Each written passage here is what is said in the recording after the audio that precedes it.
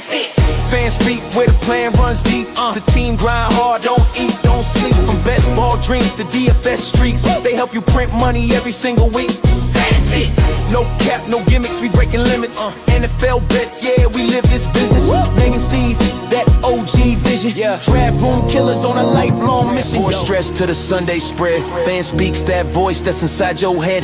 Best ball, DFS, NFL bets. They built it brick by brick, no regrets. Fan speak team, printing money since day one. Fan speak, forever. Welcome back to another lunch break best ball hour, or couple hours with Talking Ball with Steve-O Speak. We're gonna talk, do some drafts course today, talk about late round wide receivers and maybe some values that I think are there. I think a lot is shaken up in the later round wide receiver department. So, you know, I think, and we still have a few dominoes that can fall. So I think there are some a few maybe screening values out there. Definitely some big upside plays, but definitely some things have shifted. So I actually want to start there. So we'll go to rankings and look at where, the wide receiver position. And to me, I'm looking, more like pick 140 on, getting through like the top 12 plus rounds, ideally. So let's look at some guys and some areas where I think, it's not being drafted correctly. Some areas where we can maybe find some value. I mean, I think there are some values in these like 100 to 140 range as well. But just not as much. So I will actually start with Stephon Diggs because sometimes he does fall to the 140 area, and Deebo Samuel. Jalen Millen is kind of the opposite. He kind of gets pulled up more to the 130s. But Diggs and Samuel, they're two guys who currently do not have landing spots, right? But they're also two guys who are really good at football. So ideally, they still get pretty good landing spots. And I know they're older. I know Diggs a little bit of off the field stuff, but it doesn't sound like it's going to be too serious. Could take a little time for him to sign. But both of these guys, if you look at it last year, and this is just total raw points, Steph Diggs finished 18th in raw points in half-point PPR. Deebo Samuel was 28th. So they are currently going as wide receiver 58 here and 61. Pretty much anywhere they sign, they can improve upon that. Will they be 18th and 28th? Maybe not. But they can both be top 30 type wide receivers. And right now, they just represent such screaming values. Both were going higher earlier, so you're getting good closing line value. When they do sign, their prices are going to skyrocket right back up, assuming it's a fairly good landing spot. And in particular in the case of Diggs, it might not be till after the draft. One caveat that a lot of people don't know about, and I'll get to chat after this because I do appreciate everyone in chat. And this is, I think this applies to Deebo, not so much Diggs because Diggs was cut. So, when we talk free agency and compensatory picks, I've talked before about how players cross each other out. So this leads to some teams, wanting to protect, getting a third round pick or getting a fourth round pick. That's a potential compensatory pick. Well, after the draft, essentially about a week after the draft, so usually sometime in early May, any free agents signed after that do not count in the compensatory pick formula. So this, you see a lot of teams will wait to sign guys. Will this be the case for these two? Maybe, maybe not. And it shouldn't apply because it shouldn't apply to Diggs at all, but I think it would apply to Deebo, given that his contract voided and was not an actual cut. Cut players do not, count in the compensatory formula. So it's something to keep in mind. But for somebody like Deebo, if it would impact him, some teams might just be more willing. If you're a team who potentially would lose like a fourth round pick, like I mean, teams that come to mind aren't ones who are going to jump on that. But like, I don't think he's going to the Bucks. But if you're the Buccaneers, you're getting a third or fourth rounder for Mike Evans. You don't want to negate that by going out and signing Debo when you can just wait a month and still probably get him. So that is something to keep in mind for those types of guys. Let me get into chat real quick, and more so, this is for more like bottom tier guys like Juwan Jennings definitely counts in the compensatory formula. Other guys, because even signing too many players can negate your compensatory pick allocation. So even like super late guys, it's going to matter. So and this is like even a Najee Harris could negate somebody's 7th round pick, or it could negate your 3rd round pick. If you lose 2 but sign 4, you don't get it, even if you would get a 3rd round pick, and even if the 4 guys you sign would all be worth 7th round picks. So I know that can be confusing, but it is something to keep in mind. And so I actually would fully kind of expect Najee and Brian Robinson kind of to do what we saw last year from like Nick Chubb and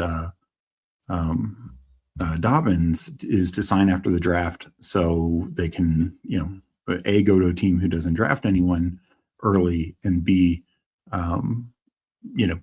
their teams might just be more interested in them then. So we have Mike Robin here. Mike said the same thing about an MVS that would have mattered if you had him in the playoffs. Yeah. We got Stephen WC. Good afternoon, everyone. Good to see you. We got Chad Candles checking in. Chad Candles, the morning streamer. GM Steve, best part of the day. Appreciate that. We got money in a thing. They're better late round wide receiver than Van Jefferson. I mean, right now, he's as good as anyone on the Washington Commanders to be the number 2 receiver. Can't say making that click, though. Steven WC, complain Chad for the morning streams. Absolutely. FK, Diggs has a little bit of off-the-field stuff like the same way I'm just a little bit grumpy sometimes. Yeah, I guess I look at it compared to like the Rashee Rices of the world who have a lot of off-the-field stuff. We got Meg checking in, and oh yes, I forgot the music. I was setting up stuff. I need to put the music on. My bad. So we will get some nice background because I can't ramble about free agency for the full 2+ hours I'll be on. But let's get back to this area, and now looking more like later, just a lot of things. So rookies are absolutely in play. Omar Cooper kind of leading the way there. But a couple things I wanted to highlight. One, the Brandon Ayuk situation. Yes, theoretically, he could be the same type of thing where after he gets cut, I know most people want him to sign with the Commanders. His ADP could value up some. To me, there's just too much risk involved to ever put him like top 100, even top 120. And right now, there's rumors that the 49ers could just kind of hold on to him, maybe out of spite. I can't remember. I saw there's a certain day that he does have a bonus that would get him some more guaranteed money back. I think they maybe wait until then to cut him. So this is something that could go on for months. One that I think we need to just fully adjust. Tyreek Hill, he is starting to fall some.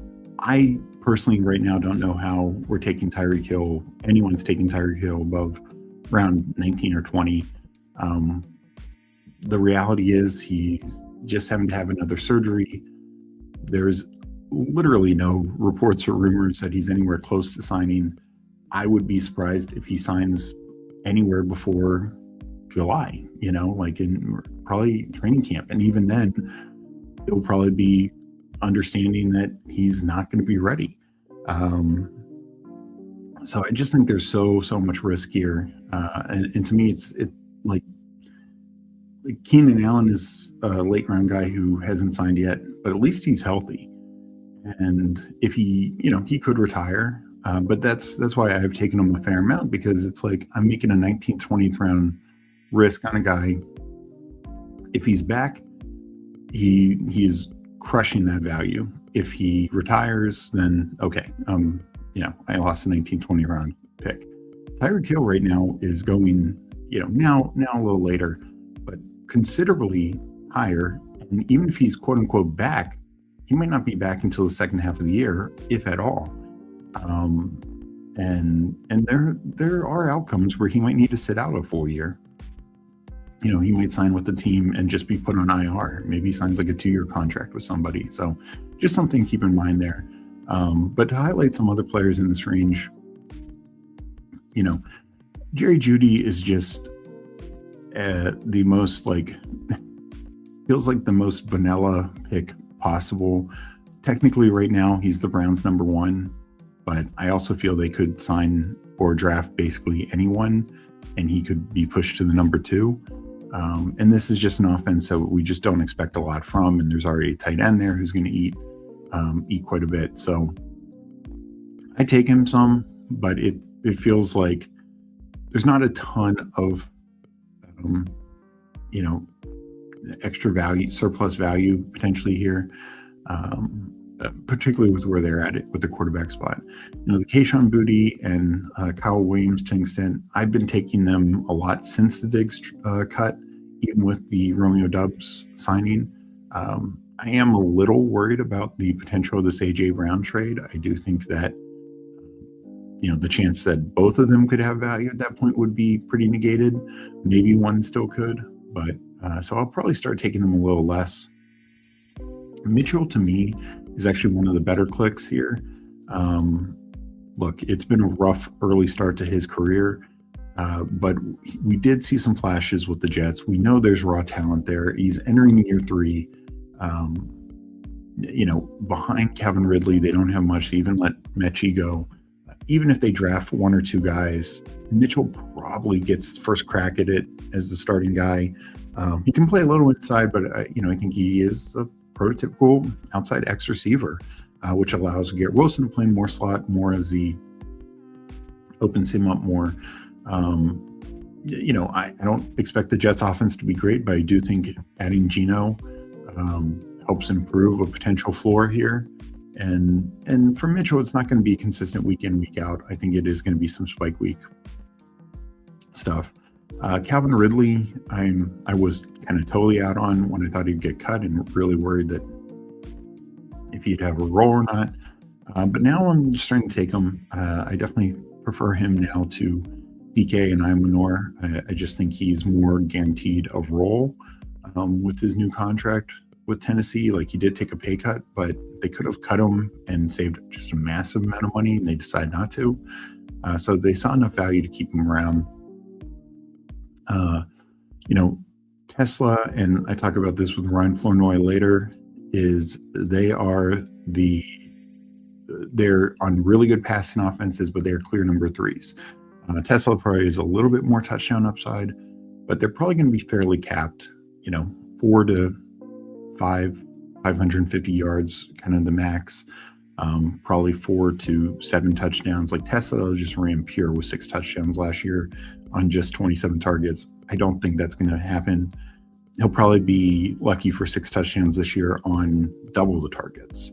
And I think that's probably a range that he could get double the targets, like mid to high 50s in terms of targets. But he very well could see less touchdowns. The Denver guys, I think, really get shaken up with the Jalen Waddle deal. I still, of them, I think Troy Franklin makes the most sense since he was kind of the number 2 last year, and he played about 40% in the slot. Waddle and Sutton both played about 10-15% in the slot. Waddle I could see being utilized more in the slot in this system, but I just feel Franklin will play more, so I just prefer him over Bryant. Bryant I think is fine as a 4th wide receiver click, but generally I think we should take 4th wide receivers in like 19th, 20th round, like where we're taking like a Tez Johnson or something like that, just because their ceiling is fairly non-existent and their floor is even kind of murky. For me, from the Houston perspective, I want to flip Jalen Noel and Tank Dell. Rumors are Tank Dell is back, but what does that mean? He's coming off 2 massive injuries. He was small to begin with. So just like, can he hold up? Like, he's played 2 years and he's gotten hurt seriously in both years, and then had to sit all last year out. Maybe he gives it a go, but I just think Jalen Noel, a little younger, maybe only by a year, but healthier for sure, and also a 3rd-round pick, also drafted by this current offense coordinator. Because Tank Dell was with Bobby Slowick. It's been a new offense coordinator last year, now this year. I'm sure Dell is, understands the offense and all that, but just there might be more preference there to the younger, more healthier, probably long-term option in Jalen Noel. Trey Harris, depending on whether Keenan Allen's back, depending on whether they sign or bring somebody else in, I think they could give him a shot. I think there's an outcome where he outproduces QJ. There were some rumors early that QJ was on the trade block. And, if so, that would really help Trey Harris. But at the same time, there are also rumors that they were in on some big time receivers. So, it's a speculative play. They definitely last year liked him a lot. He played a lot of snaps, mainly on like rushing downs. But that just helps you get on the field. That shows a level of trust. You can do that. That will keep you on the field. I mean, that's kind of how like a Romeo Doubs started. That's kind of like how a few of these other guys started, and they just show that they can do more and more. So I think that's key. Let me get back to chat before we get to the rest. Can you live up to her name, or living up to her name?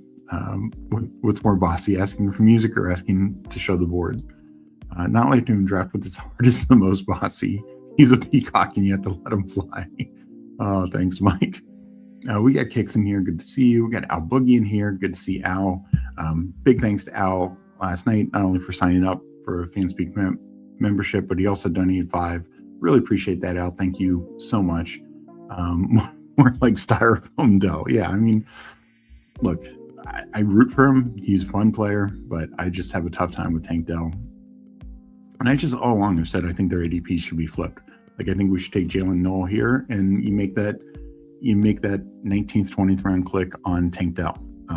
And I know people say, what's the difference between 180 and 200 or 210? I think there is a bit of a difference. I just think all these other guys do have higher upside, and not just at this position, but other positions. Like, there's still very viable tight ends there, maybe the last remnants of viable running backs and quarterbacks. So it's just, there is a bit of an opportunity cost when, I'm deciding to take Tank Dell, who might not play a single down, versus TJ Hawkinson, who could be a top 15 tight end. That's kind of the way I look at it. I already kind of mentioned where I'm at on Tennessee. I was much higher on them earlier. Partly I'm just flattening my exposures now. I think DK is still viable in the like 180s, 190s, but it's just much worse. One of my favorites, and Meg is very consistent, is Jalen Nailor. I think we look at the Raiders now, and a couple things have happened. One, they signed Jalen Nailor, which was the one receiver they did sign. They didn't sign Shaheed. They didn't bring in anyone else big name. Maybe they still have one of these remaining free agents, but as it stands now, the wide receiver room is going to be Jalen Nailor, Trey Tucker, Jack Besh, and Dante Thornton. Nailor has the ability to play all three positions. He was primarily a slot with the Vikings, but that's because they have, these guys named Justin Jefferson and Jordan Addison. But he does have some ability to play outside. He has some ability to get vertical. They made him a priority. Not sure how they're going to deploy him, what that means, but I could just see him being a primary target on this team. I mean, Brock Bowers is the, I think, clear number one target, but among receivers, I think Nailor can be the primary target. And we even saw him, as bad as it was last year, Trey Tucker, who kind of had to split the primary role with Jacoby Myers for, 2/3 of the year, had plenty of fantasy viability. And we should expect the offense to be better, the quarterback play to be better, and just, enough opportunity here. Even if Nailor is more the number two receiver, I just think there is still plenty of upside to pay off. I have him ranked 160 and anywhere down the board from there. And his ADP, he generally does not go 180. more it's 170s, 160s. His ADP is climbing, where some of these other guys like Franklin and a few others are falling. Trey Tucker has fallen a little bit. I kind of said this last night. I kind of view it like 60-40, like Naylor versus Tucker is who ends up being Raiders' top wide receiver. Could they still bring in somebody else in? Yeah, maybe. But honestly, the Max Crosby negated trade, I think, lessens it for two reasons. One, they don't have a ton of it. I mean, they still have some money, but they don't have as much money as they would have if they had traded away Max Crosby. And two, with them not having the 14th overall pick from the Ravens, the first rounder we know is going to Mendoza. So they're, if they had that 14th overall pick, that would have been prime position to take a Mekhi Lemon, a Jordan Tyson, or maybe even trade up for Carnell Tate, a few spots, something like that. Now, sure, they pick in the early second round, and could take a receiver then, but they might not. An early second round receiver is hardly a guarantee. We saw this last year with, guys like Jaden Higgins and a few others. So I just think it keeps the path of very open for Naylor to be the one or the two, where sure, if they had gone out and drafted Mekhi Lemon, then I wouldn't feel as good about Naylor and I wouldn't feel as good about Tucker. But right now I feel those are most likely to be the Raiders' 1 and 2 receivers, and there's probably enough fantasy value for them in this range. Surratt is still remains one of my favorite rookies, but it's more and more clear, the Indiana Pro Day, I think, is like April 1st or April 3rd, something like that. It's the last one, which makes sense since they were the last team playing them in Miami. And we'll see what he runs. We'll see if that creates any buzz. I still think he probably goes like late second round. I still think he's one of the more NFL-ready receivers, but his ADP is falling, so I'm just staying with his ADP. Like, I'll still take him a few times late, but we're not seeing what we saw last year, and maybe that changes as we get through April, where we kept seeing receivers get steamed up. Jalen Noel, Higgins, Besh, all these guys kept getting steamed up, even guys like Jalen Royals and a few others. Right now, we're actually seeing rookies really fall. So I'll still take them, but I'm going to take the fall. And I think that's probably the best way to approach it. Now we get into a pocket of a lot of I think on paper right now are fine plays, but they could end up being thin plays. And that's guys like Darnell Mooney, Malik Washington, ignoring the rookies for a second because I think they're all relatively in the same range. I already kind of mentioned Ian Manor and Kyle Williams. Kirk, I think, is actually kind of fine now. I don't think they end up drafting somebody. Bailey is another one in this camp. But these receivers who right now on paper project to be their team's number 2 or number 3, the problem is the draft is still yet to come. And there's just a number of receivers who, if the Giants take, if the Dolphins take, if the Saints take, and even down this list, some other teams that we can get into, no longer are these going to be their number 2 or number 3 receiver. They could just get pushed down the depth chart a bit. So I think taking them some, but I don't want to have a high exposure to any of them. I think they are in many ways kind of just as risky as these rookies who we project as like, second or third round picks. I just think you're kind of playing a situation where, yeah, you think it's a projectable role, but we get to after the draft and now they look to be 4th on the depth chart and it's just no longer as fun. We got Spunky Spectrum in here. Would Naylor Taylor be a good plan B with Mendoza stacks? I think absolutely. If you didn't get Bowers and you take Mendoza, you can then backstack it with Naylor and or Tucker. I mean, you could even do both for a very cheap stack for sure. So I do agree with that. So just a couple other names I wanted to hit on here. As much as I did just question Bailey, I do want to share of him. The team seems to like him. I think there is a little bit of opportunity there. Even if they do bring in somebody, he probably remains at least the 3rd. Maybe they bring in 2 people, but it doesn't sound like that's the case right now. But the final couple people I want to mention are Hollywood Brown. Right now, I think it's very minor upside. But if they were to trade AJ Brown, I do think his role would significantly increase. Now, maybe they draft a first rounder and then it's kind of capped. But overall, I think taking some Hollywood is a fair click late. Particularly if we do see that Brown trade materialize. The other ones would be here. Jahan Dotson, not sure why it still says Philly, but we know he's in Atlanta now.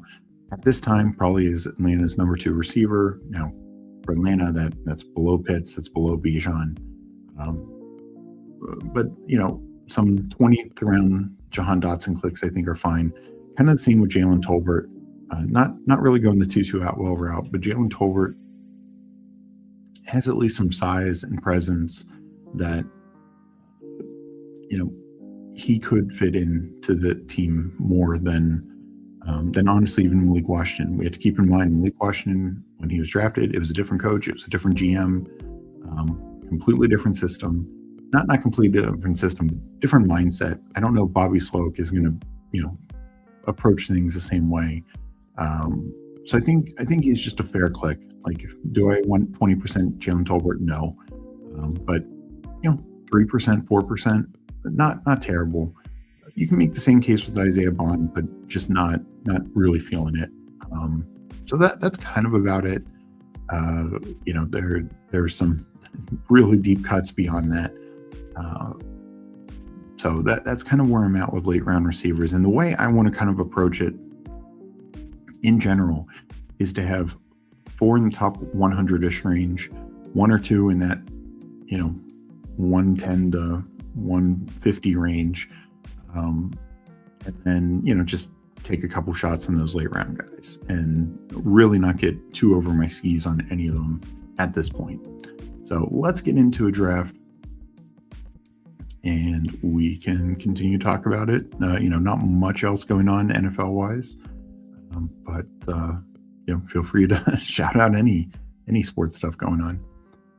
I'm going to count it down here. Enter this team in 10 seconds. Earn in 10, 9, 8, 7, 6, 5, 4, 3, 2, 1. Enter.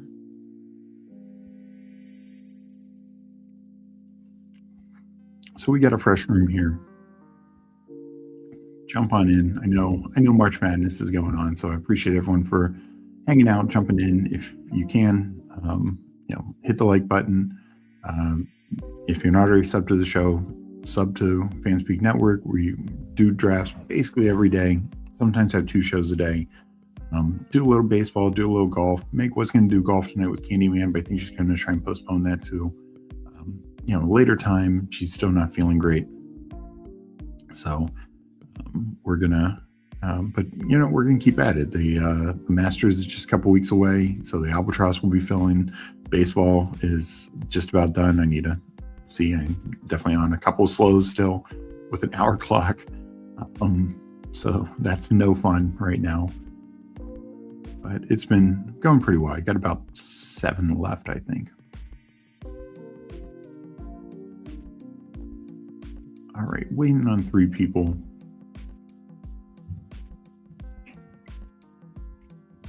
If there's any big March Madness games going on right now, like any crazy finals or anything, shout it out and chat them. Obviously don't have it on right now.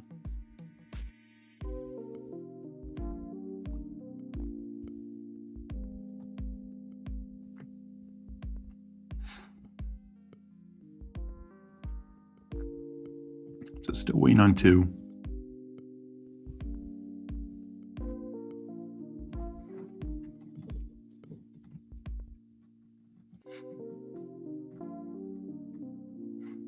For as much uncertainty as there is at the wide receiver position, I still think later wide receiver is still better than like later running back, later quarterback, later tight end. There's still, I think, enough names like between Freiermuth, Parkinson, Gesicki, a few other guys you can take speculative shots on. Ferguson goes there late also.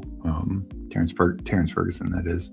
And even into the 170s, 180s, Hawkinson, Schultz are, I think, really great plays. So I like most of my last round picks to be tight end receiver. That generally, I think, feels the best. But, there is some risk in particularly the wide receiver department. So wait on one more,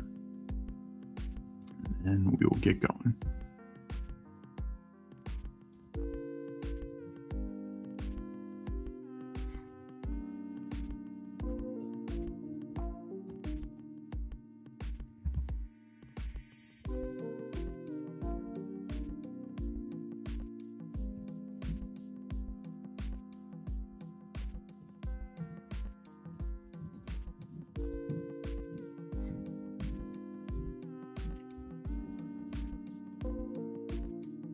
All right, so we got Spunky in here. We have, let's see, anyone else? FK's at the 12 spot. If anyone else is in here, give it a shout. Appreciate everyone for jumping in and drafting. So yeah, I'm at the 4 spot. Spunky's at the 3. FK at the 12. Paul saying, I'm with Meg on this one. I only mixed Naylor in a handful of times in the final 2 or 3 rounds.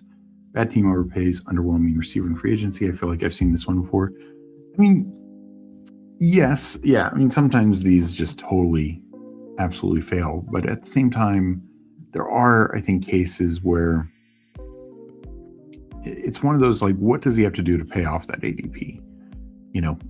750 yards, 50 catches, 750 yards, 4 touchdowns. Like, he's easily paying off that ADP. And I don't think those are that crazy of benchmarks. And that would be kind of what I would assume would be wide receiver 2 on the team.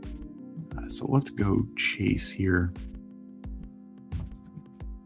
And I know Bowers missed time last year, though Michael Mayer was filling in a good chunk of the Bowers role. But if we just look at the Raiders last year, which I think is going to be vastly different.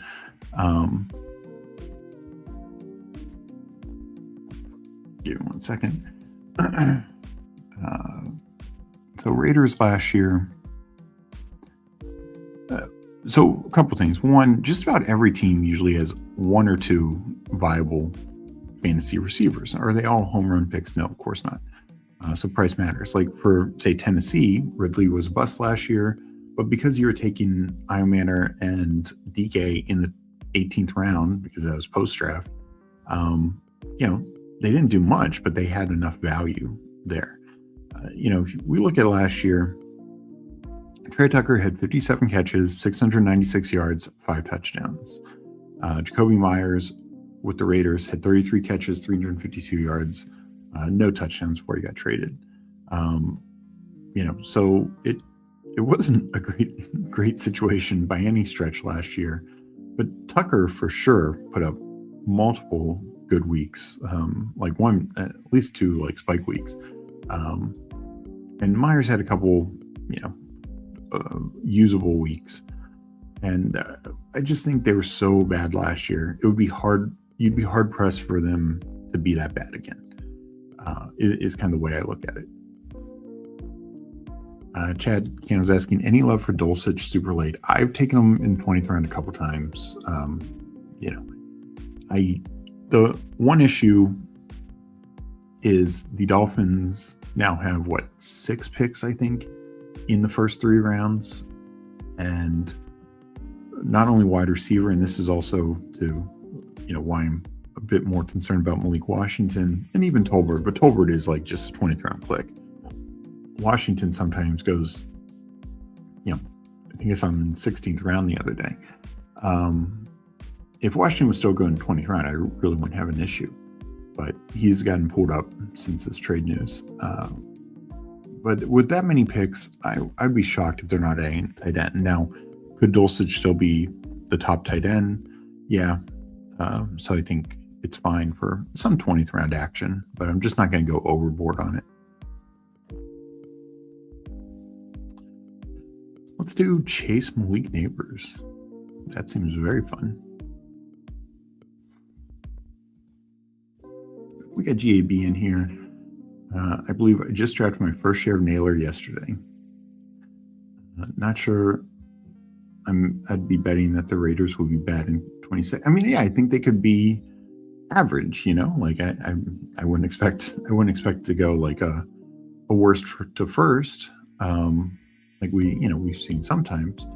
But I think they could be very average, and that's why I just kind of like Naylor getting 700-800 yards. That seems very live now. And I know people will say Jaden Daniels was much better, the team was much better. But if you look at Washington, give me 1 second. Yeah, we'll go Nico. This feels like a very unique start. Definitely unique for me. I don't always go 3 wide receivers in a row, but Chase, Neighbors, Nico feels pretty nice. But Washington, Jaden's rookie year, and sure, I know people will say Mendoza's not the same as Jaden. Maybe that's true, but Terry was clearly the one. Noah Brown would have put up pretty good numbers if he didn't get hurt. He was through like week 9, he had like 450 yards, 460, something like that, couple touchdowns. He was on a pretty good path. And then the rest of the way, it kind of got split between Zacchaeus and De'Ami Brown. But Noah Brown would have, if he didn't get hurt, would have been a number 2 that year. And that was with McLaurin, with Ertz, with Eckler. And Noah Brown easily was on a pace for like 800 plus yards. So yeah, people will say it's different. I get that. But I just think more likely than not, it's not going to be, somebody's going to get 700 plus yards. Some receiver will get 750 yards. I would be shocked. I mean, outside of everyone just missing enough games that they just can't function that way.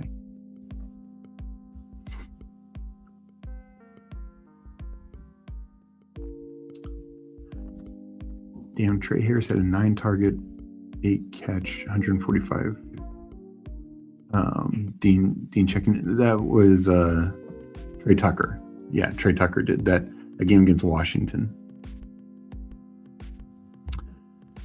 So no, that was a massive spike week. And then he had like 1 or 2 other good games. And that's again when everything went wrong. Not out of the question the Raiders win AFC West. Raise your hand if any Patriots.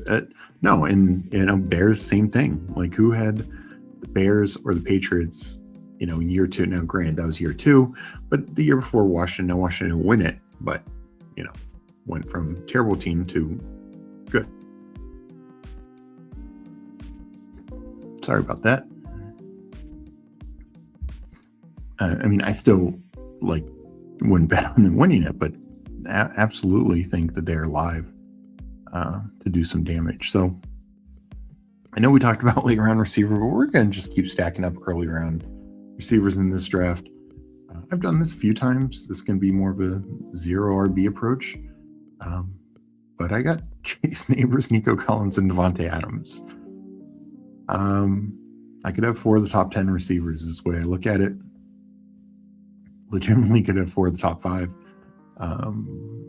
Yeah, I mean, odds are you don't, but they all have that ability to be top 5 receivers.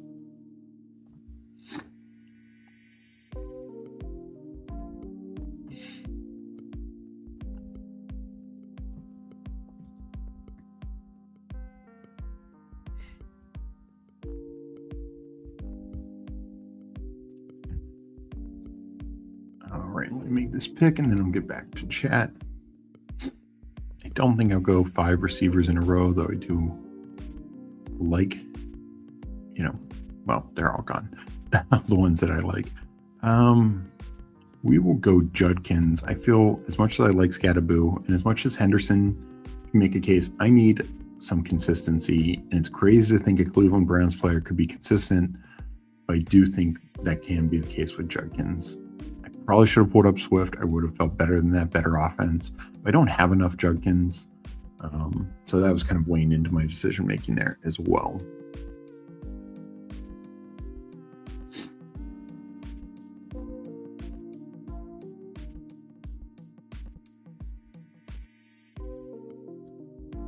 Sorry, allergies are not fun. But yeah, let me get to the board and then get back to chat.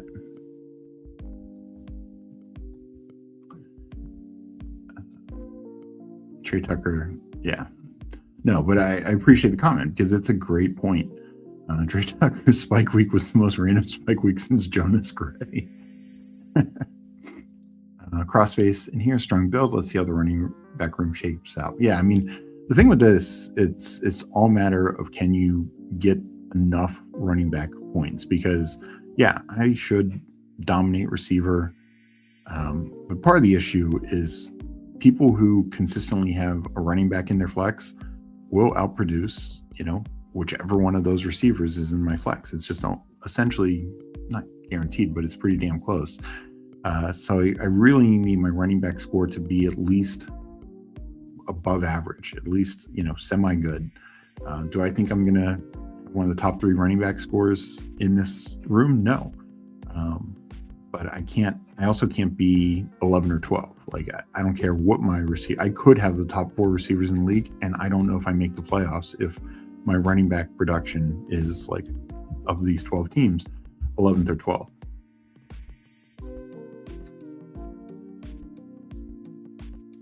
I do not like RJ Harvey. So I might just go quarterback here. Yeah, I think that's probably the play.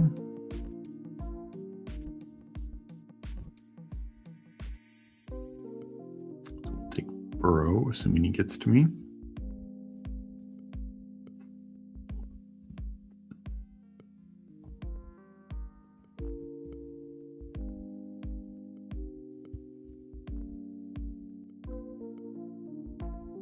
Yep.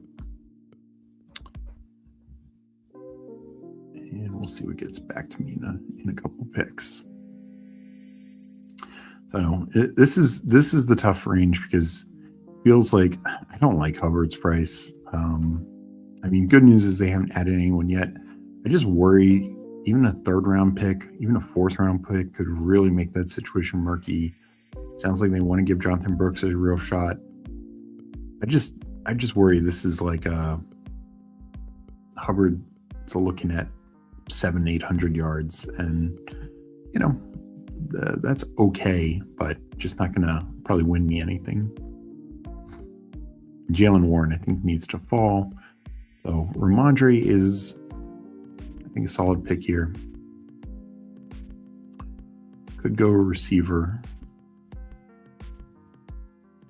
to then have 5 and almost assuredly have 7. Yeah, with Ramondre gone, probably going receiver. If I had a bear, I would take it.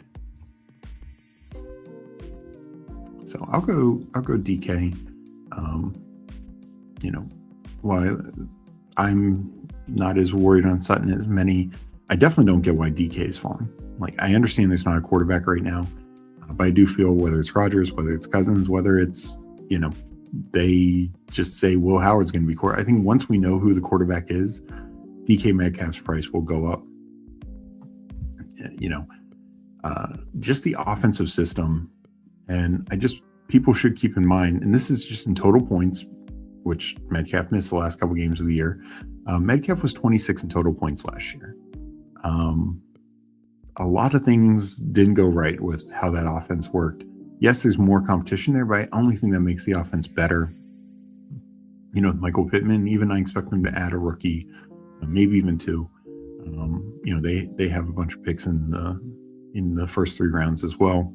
But DK Metcalf, with what they're paying him, he is going to be the clear one. And, he finished 26. That was 1 spot below Justin Jefferson. I mean, don't get me wrong. I'm going to take Jefferson every time. But we're giving Jefferson a nice bump because his situation should be much improved with a better quarterback. Yeah, I know people say Aaron Rodgers is not a better quarterback than Aaron Rodgers. No, but the system is a better system, is the way I look at it.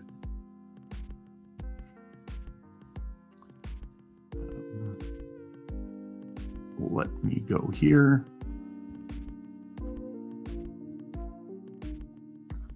FK taking all the running backs that I would possibly want coming back to me. But I get it. Cleveland did sign a few offensive linemen and could draft one first. We'll see how they do. No, I mean, I'm more worried about just the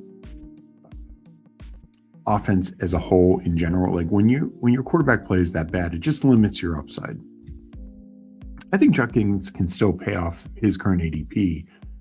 It's just, I don't know how much of a ceiling case. Like, I don't think we get to week 17, and outside of him being just the guy you need, like in the playoffs, but I mean, in terms of total points, I don't think he's going to end up being like a top 10 running back. I think that's pretty unlikely given just the structure and quality of that offense. I mean, of course, enough injuries happen, stuff like that. He stays healthy all year. Yes, that could happen, but it just feels unlikely. So I think he's paying off his ADP range pretty easily, assuming he's comes back from injury well and all that. Dart goes. I was thinking of double tapping that. I'm actually going to pull J.K. Dobbins up. Feel like I need a particular type of running back. Monangai and Quorum have nice floors, but Dobbins, I think, has a bit more of a ceiling.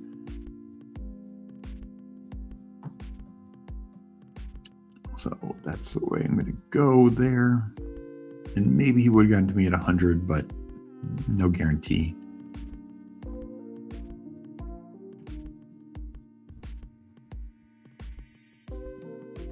For once, I went early tight end with McBride. Yeah, it's good to mix it up. I mean, I'm not very much in the early tight end, but I do want to have 4% of both Bowers and McBride. More just not because I think they're going to end up worth it. I think there's clear opportunity cost. It's just they could just be the tight end you need in the playoffs.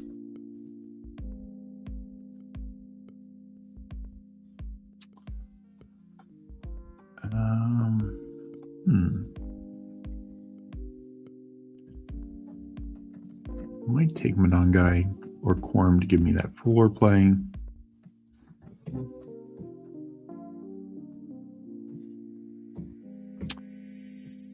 I don't take a lot of Quorum.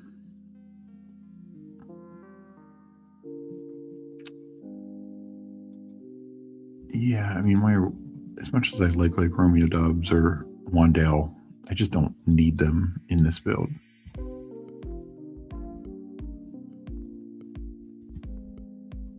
I feel semi caught up at running back. Still might throw 7 at it, probably.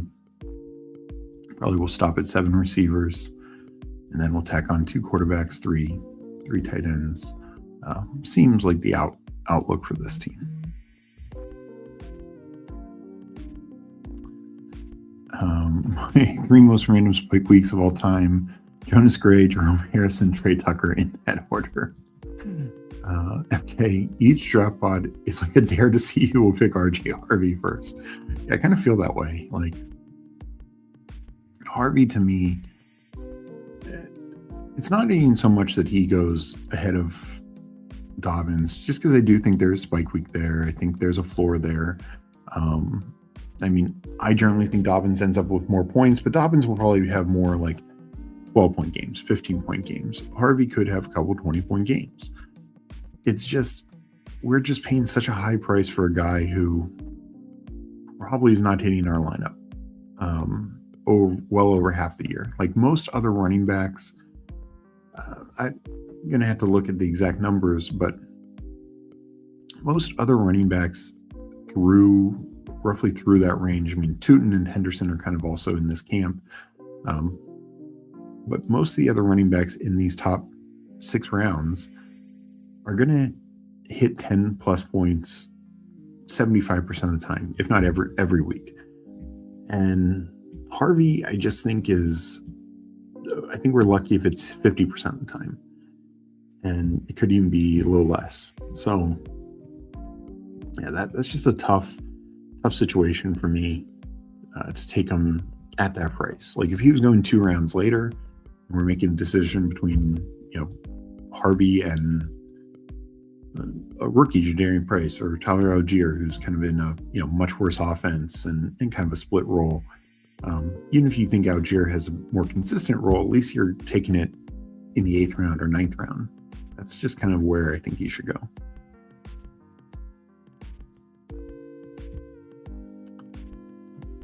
All right, here.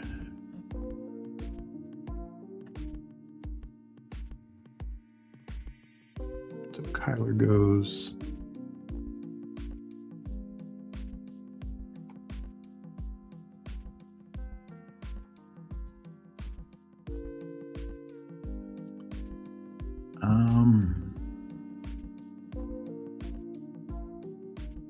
Just gonna take Malik Willis. We'll just get rushing points. Not that I'm expecting a backstack or anything along those lines.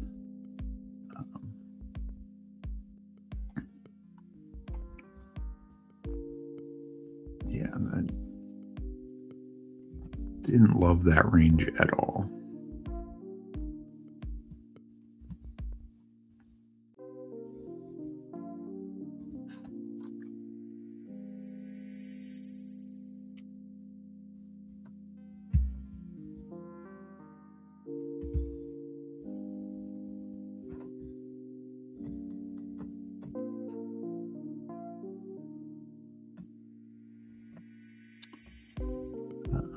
There goes Mike Washington.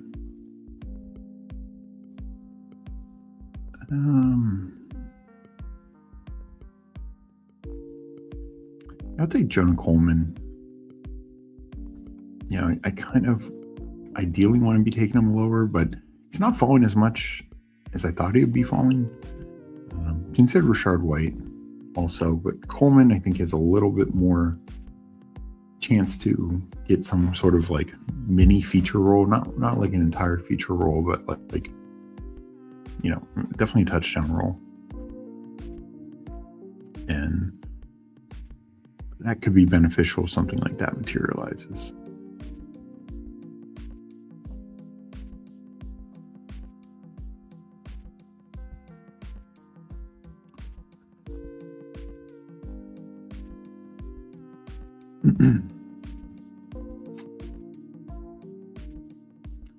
Paul saying the Oakland situation feels like last year's Giants with Slayton. Rookie quarterback doesn't start right away. Top target gets 1,000 yards. Team leans on the run. Target number 2 gets 500 yards. Is Naylor even the number 2? I guess what I'd say is, yeah, I kind of see that, but also part of it was Slayton got injured twice. He only played 14 games, and 2 games of those he left early with injury. So I do think that was, actually I think he left maybe a 3rd game early as well, but was able to come back the next week. So I think that, excuse me, that was for sure part of it. Yeah, I mean, there's a bit of a risk, of course, and if Naylor misses time, then yes, maybe that leads to Trey Tucker getting a bigger role, and also potentially vice versa. Yeah, I mean, look, I'm not saying it's a lock, but it feels like if he stays healthy, that 700 plus yard range is, the relative floor. Now Slayton, only had 1 touchdown. Yeah, if we get that kind of outcome, yeah, that's bad. But if it's 3 touchdowns, 4 touchdowns, honestly, if Slayton had 500 plus yards and 4 touchdowns, he was generally a 17th, 18th rounder. That's what Iron Manor and DK got. Again, people were generally happy with their production. So it was really just touchdowns that kind of, tanked that from semi-paying off, because he only had like 2 usable weeks because the 1 touchdown. So I agree. I mean, I'm not counting on Naylor for 8 weeks, 10 weeks. Give me 5, give me 6 weeks, and I'll feel good about it. let's stay in the running back range.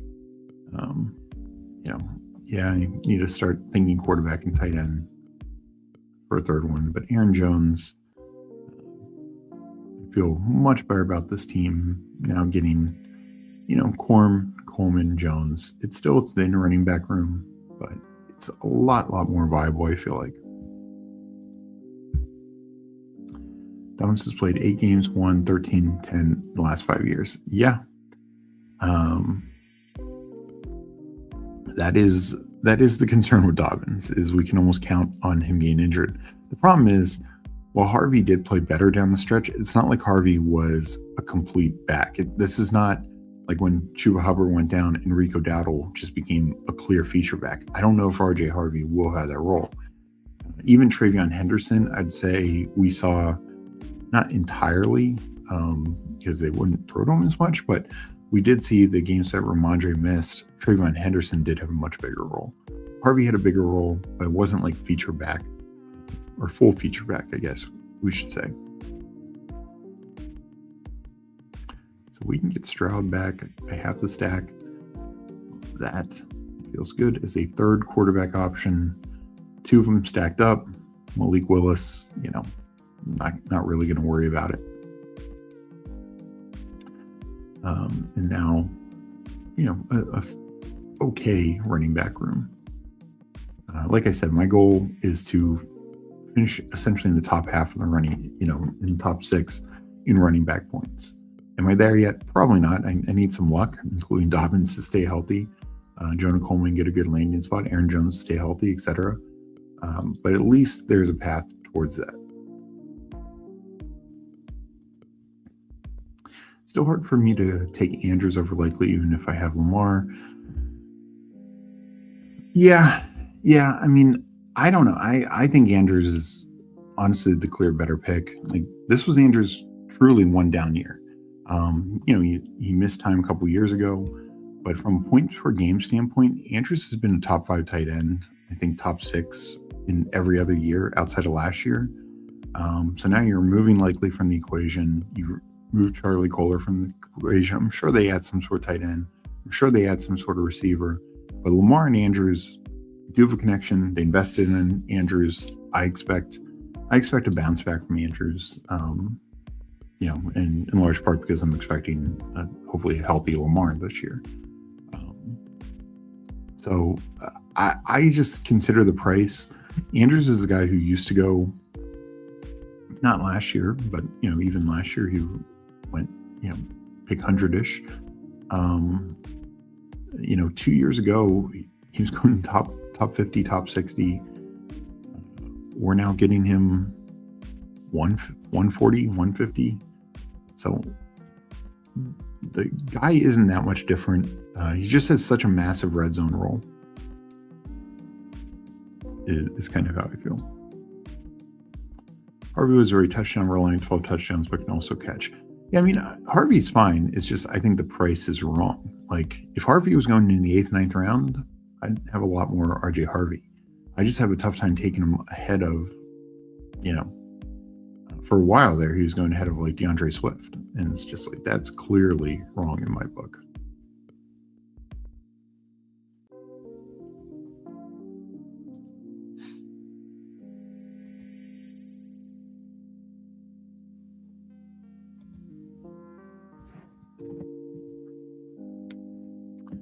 Tight end's gotten a little picked over. I got my third quarterback.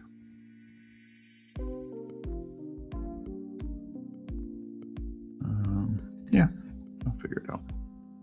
Let's see if we can get Hunter Henry. Hunter Henry's been falling. I know initially there was some talk they might sign Likely. That obviously didn't materialize. Maybe they still sign Njoku, but probably not. Even if they bring in AJ Brown, that probably just helps Hunter Henry. I mean, this offense is just going to get better and better. The ascending young quarterback. At the very start of the offseason, people wondered if Henry was on the cut block or trading block. I think that's clearly not happening. So, I just think Hunter Henry, 700 plus yards. Ideally, a higher touchdown number. He's done in the past. Last year was kind of low, but I think easily is paying off this ADP. So Chig goes. I was hoping he'd come back, did not. Pacheco, that is just way too high of a price for me. I mean, basically any rookie could absolutely nuke Pacheco. It's the way I look at it.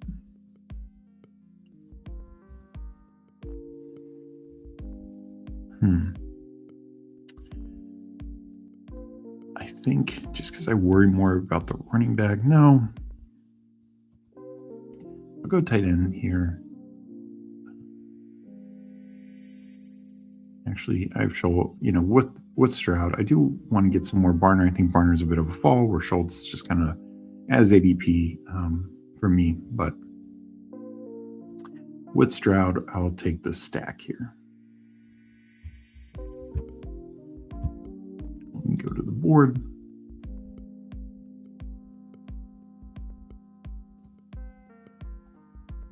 And there goes Naylor at 174.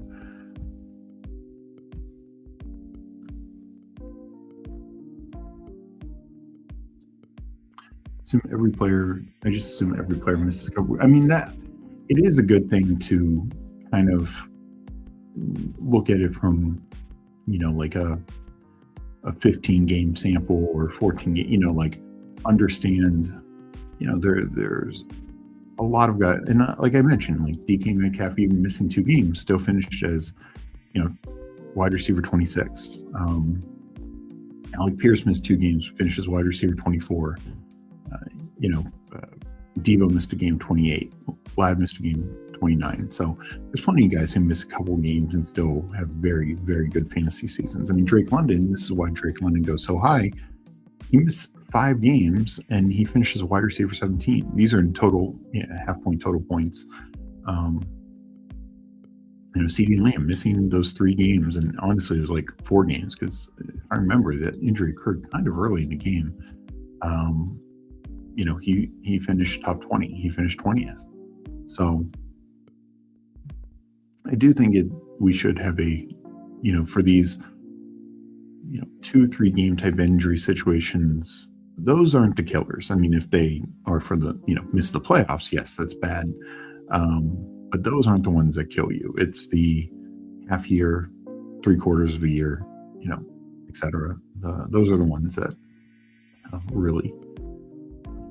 Yeah, Andrews was a top 20 pick. Yeah, no, you're right. And I'm not saying that he's the exact same guy. He has that kind of upside. It's just, can he be a top 10 tight end? Can he be a top, 5, 6 tight end? I actually still think so. He's still tied with one of the best quarterbacks in the league.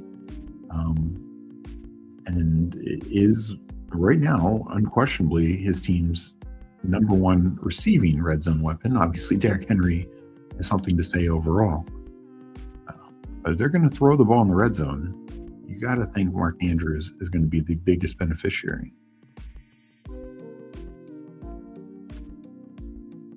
All right, so running back, nothing, not really liking that.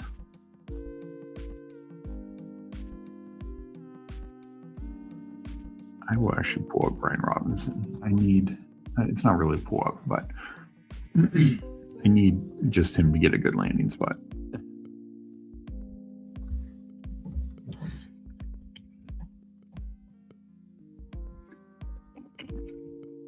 This monkey grabs Aaron Rodgers, so Meg gives him the seal of approval.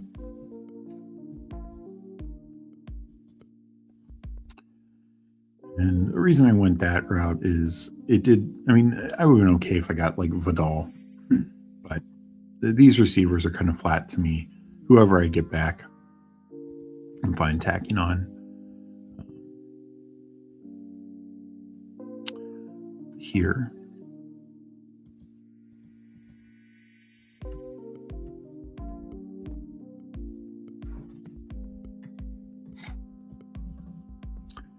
So, I'm just not going to take Malik Washington just because it's a quote-unquote stack, because I worry it's not. There's zero guarantee there. No, when Trey Harris, And then if Flournoy were to come back, I'd be on my next target.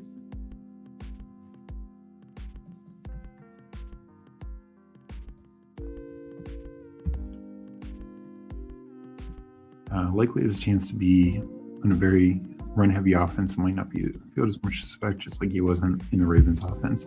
Yeah, I mean, I'm thinking he does kind of have the primary tight end role. But, if Neighbors is back, if they add another receiver, like they could take, or no, they could, trade back and take somebody else or whatever. Like there's just a lot of rumors out there of the Giants looking to continue to add to their wide receiver department. And I think likely he's fine. I just don't know. Yeah, he just might not have the biggest upside.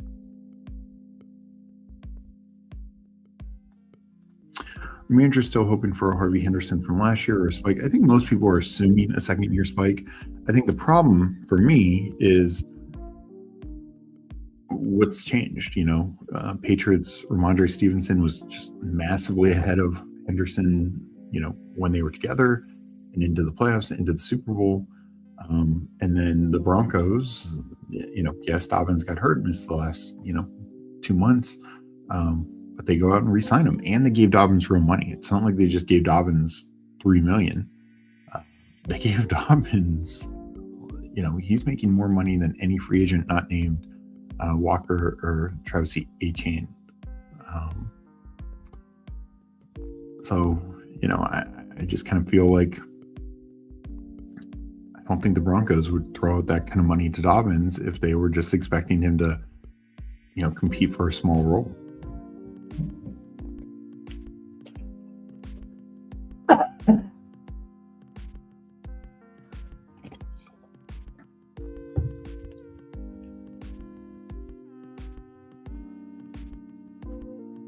Also, get your likes in, people. Maybe we'll only allow Steve to do another draft if we get more likes. Just kind of bossing like that. Appreciate you, Mike.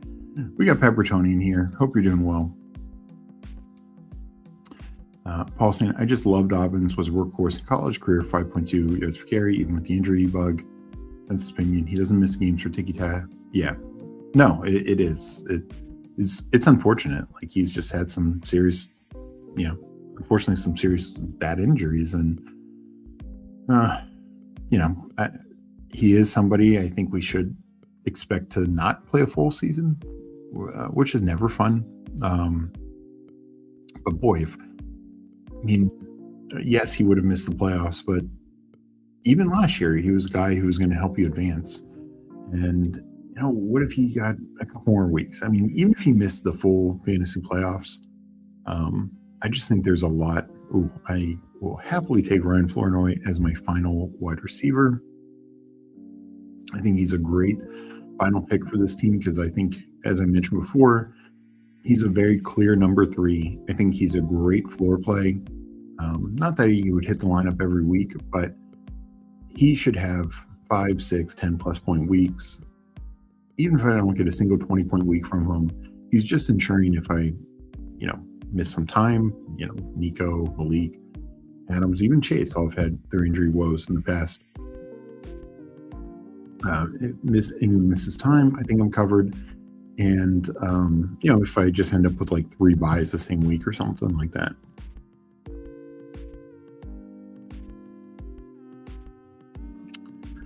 So coming up on my last 2 picks, there goes Katron Allen. I will see what Spunky does, and then I'll make my pick. All right, I'm going to go Ollie Gordon here. Sure, it's the Malik Willis stack, but no, just honestly, even if Devin Achane doesn't get traded, Ollie had a okay role last year as a rookie. I don't see why that should necessarily change. For as great as a running back that Achane is, he's just not like. It's not likely that he is just this massive 75-80% guy. Do the Christian McCaffrey thing. So I just think there's clearly enough there for Ollie to emerge with a solid role.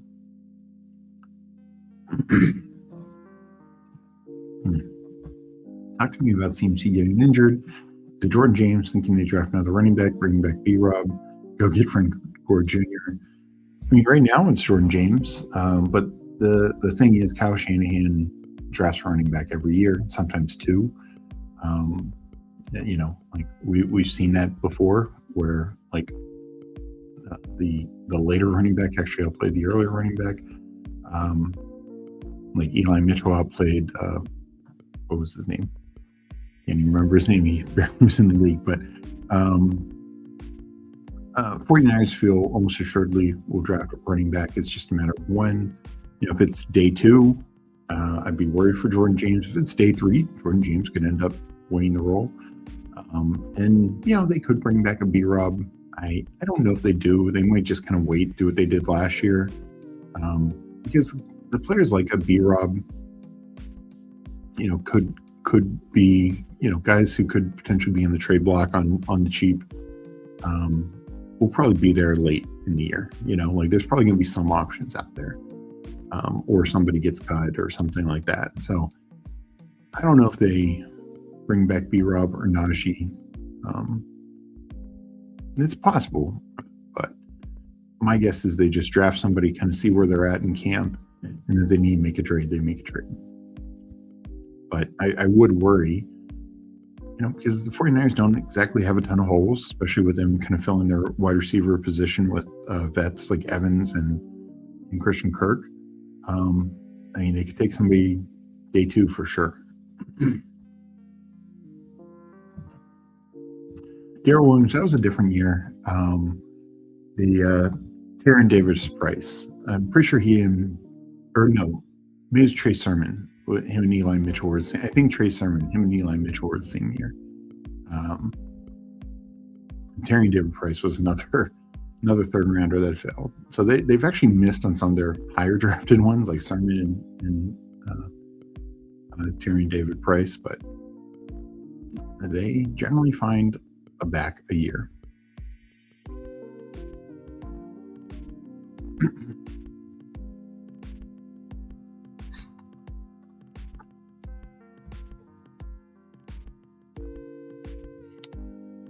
I think I just go tight end here, and you know what? I'll make this the Greg Dulcich team. I have Henry, I have Schultz. I like Gesicki more, but why not mix it up?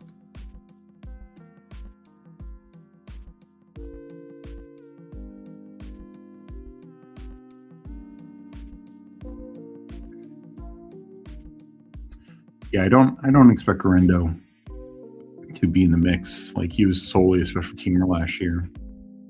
I kind of feel it's like his role. Every Finn warehouse scene probably been Mike Washington chain, like fastbacks to the fumble. Could be. All right. Give me 1 second. I need a drink.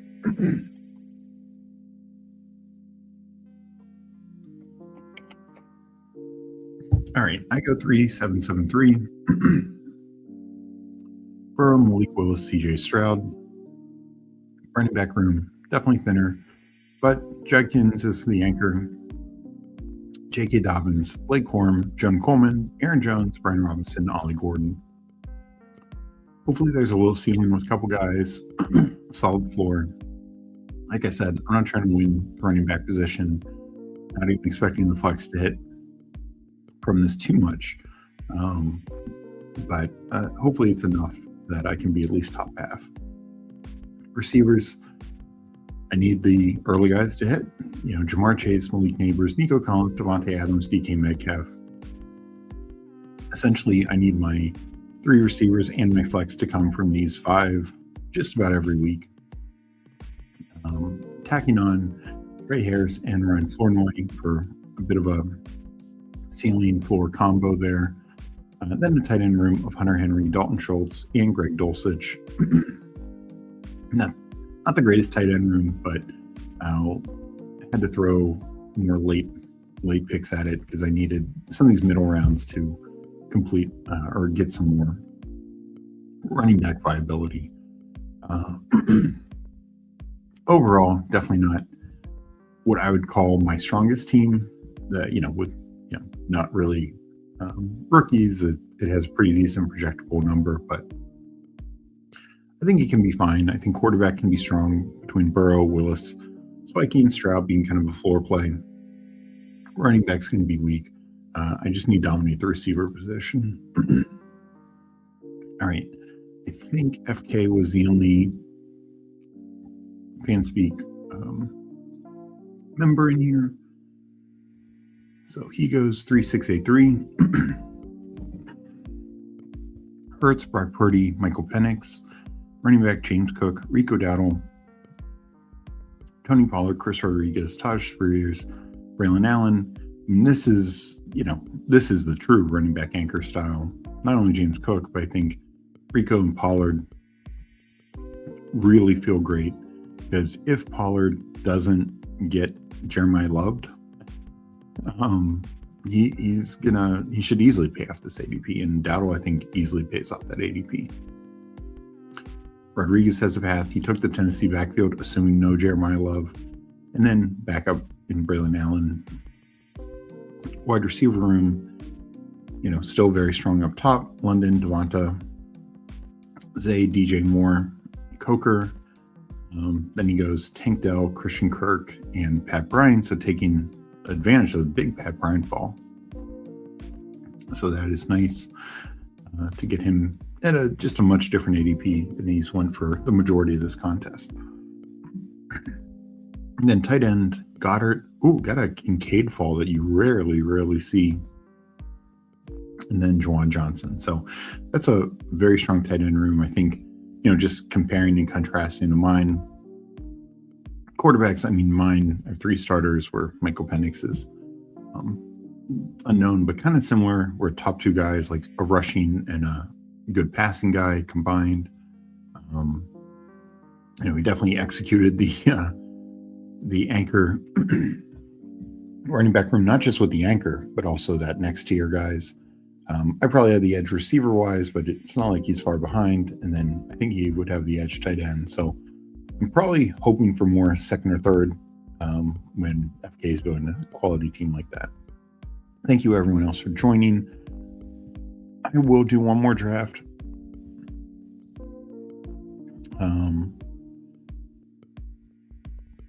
Let me just, since there were a couple other people in here, I just want to go over the start of their drafts. We do only do full reviews for FanSpeak members. We do appreciate everyone for joining though. But let me just look at the draft one more time real quick.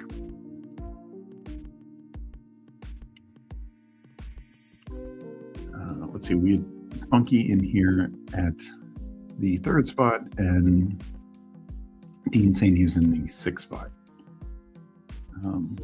You said 6th spot, Dean? Yeah.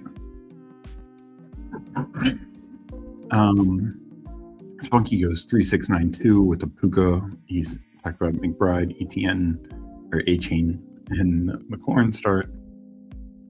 Dean in here, double anchor. Taylor Henry always feels good, and then tacking on McMillan and Ladd. 3683 is the build there. So that looks good. Give me 1 second. My allergies are killing me right now.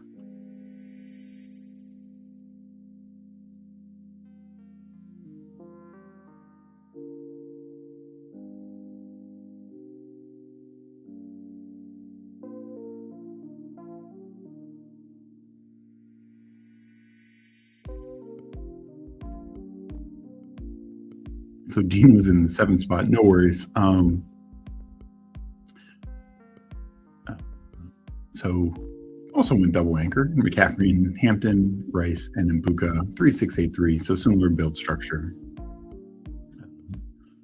Nice, very nice start. I'm less on Rashee Rice. I do worry the outcome there, but I love the double anchor build, and appreciate you for joining. Right, I'm going to try and get through another draft. I'm sorry, I'm struggling a bit. Hopefully, you can get a handle on these allergies soon. I'm going to enter quick. So we're going to jump in here, enter in 10 seconds, enter in 10, 9, 8, 7, 6, 5, 4, 3, 2, 1, enter.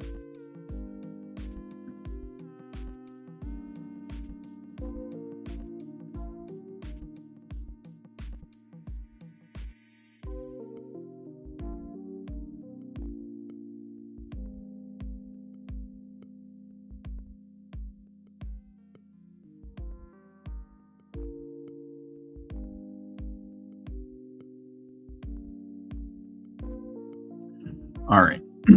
hopefully this will be better. I apologize for having to clear my throat. We're still waiting on 8. So jump in. I know March Madness is going on. I appreciate everyone for joining. We will try and get through a draft quickly.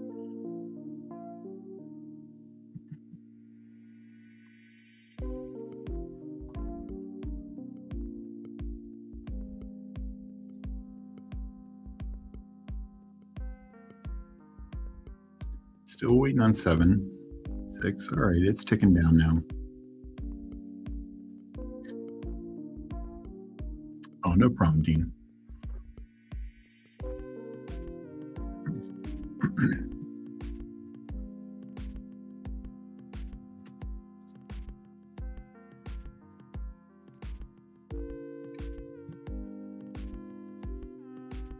Still 4 spots to go.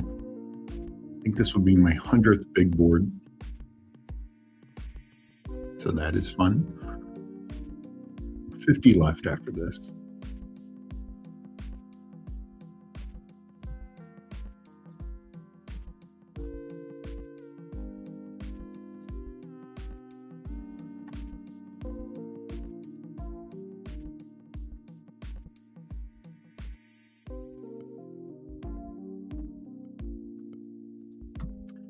I'm guessing quite a bit,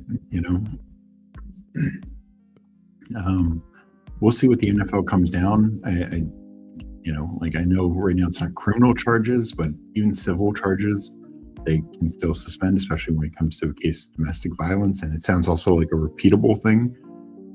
So that's not good. The NFL finds any sort of evidence, not only could the suspension be severe, but the Chiefs could even end up cutting Rashee Rice. I know people think that's crazy, but they did cut Kareem Hunt, years ago. Yes, there's video of that. But they might just be done with the antics. No, exactly. I don't think we'll hear any talk of an extension until this gets fully cleared up. And even next year, he probably has to do kind of, maybe let's just assume suspension, any of that's not bad, whatever. Even if he has a really good year, he might have to take a 1-year deal. And they might even just franchise him for that. For if he has a good year and everything gets cleared up, maybe they just franchise him. But I don't know. I think that if he does hit the open free agent market, sure, somebody will pay him. But a lot of teams will probably be more wary, so probably wouldn't have a big market. So yeah, maybe not the franchise tag. I don't know. I just don't expect him to get a big contract unless he can find some way to really clear things up this year.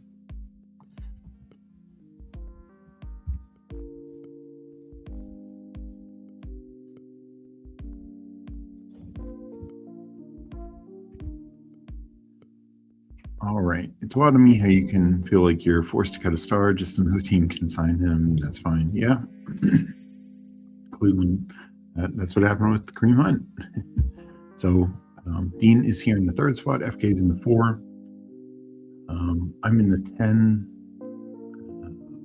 I recognize some names, but not sure if there's anyone else from chat. Let me know if you're in here.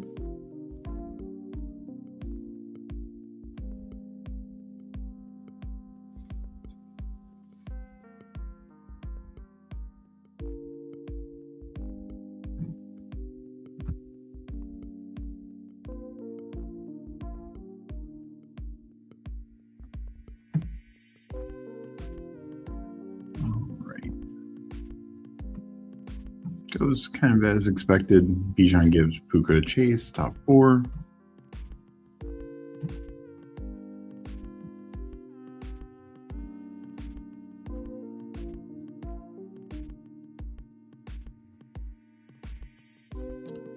Nothing too shocking so far.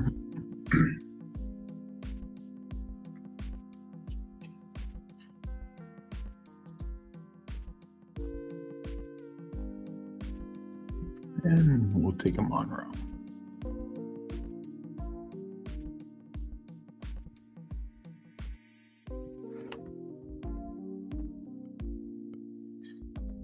One issue for me in this like 8, 9, 10 spot, I think you can make a very strong case that James Cook is absolutely worthy of that pick.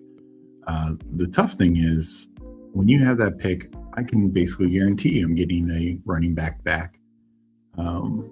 Where, so you can start 2 running backs, but here, actually I'm going to take Kenneth Walker.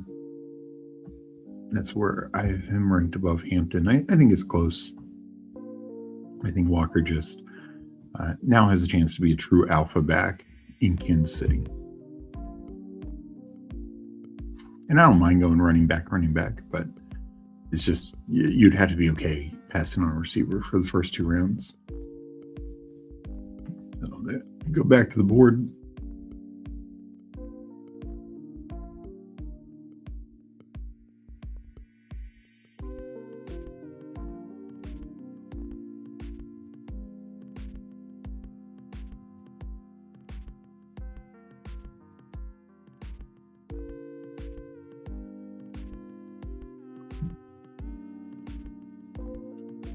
And yeah, that whole running back run here, Cook through Barkley.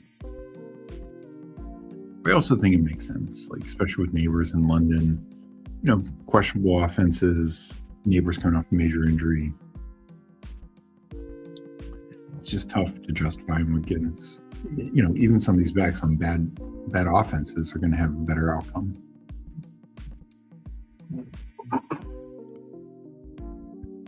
Does make Derrick Henry and guys like Josh Jacobs and Chase Brown, who's going to go off the board soon, these are guys who could be in great offenses, and they kind of get pushed to this back half of second round, early third.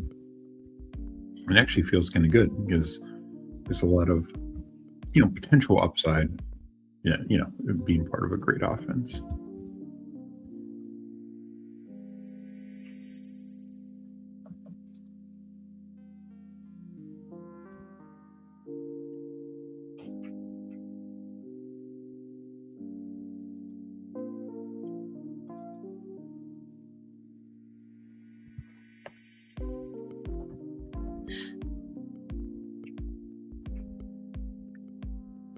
So the one spot taking 3 running backs in a row.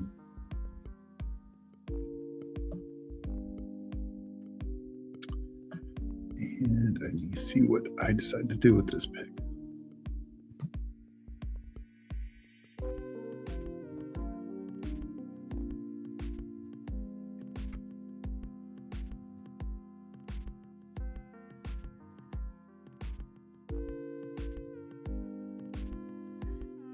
Javonte Williams getting pulled up. I'll take another Williams. I'll take Kyron. I say it before, he's just super consistent these 3 years as a starter. We know exactly who he is. Attached to a great offense. That's what feels good about this start. All 3 picks. Assuming Mahomes is back and okay, and assuming Stafford doesn't get hurt, like these could be 3 of the top 5 offenses, 3 of the top 10 for sure. Assuming fairly good health, and having key pieces of that, I think is just a great way to approach it. I'm not going to take Bucky here. Let's try to continue the stretch of good potential offenses. I'll take Zay. I think McConkey's the same bet, but I have more McConkey than Zay. And also in this next spot, No guarantees, obviously. But sometimes Lamar is sliding back to this like 56 through 58 spot. Like yesterday, I took, I can't remember which receiver it was, over Zay. And then Lamar came back to that pick and it was like, well, damn, I could have gotten the Lamar stack. So I'm sure this time I won't get it. It's like when I take Zay, Lamar's not coming back. When I don't take Zay, he comes back every time.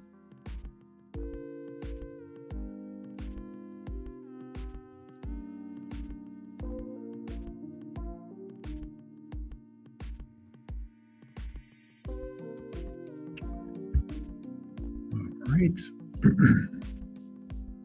Yeah, Bucky continues to fall. And I think that's the right call. I think Bucky needs to be in this back half of the 40s, early 50s, just given the situation. Talked about a lot of when I jumped on with Uheems earlier this week, and I just kind of worry Bucky is going to have like a very empty calories type season. Like he could have 1,000 yards, but he might struggle to break 170, 180, even with 1,000 rushing yards. Just because he probably won't consolidate the passing role. I expect Gainwell to have that bigger. And then touchdown role, Tucker from per snap basis should get most things inside the 5, and then Gainwell will get his share as well. So Bucky could end up just kind of like 1,300 combined yards, 30-40 catches, and under 8 touchdowns, like maybe in like 5 or 6 total touchdowns, and that's just not a high producing fantasy season, particularly for that range. Like if that's what a guy like J.K. Dobbins does, sure, great. I think he's got maybe a higher touchdown role, but could be a similar type thing.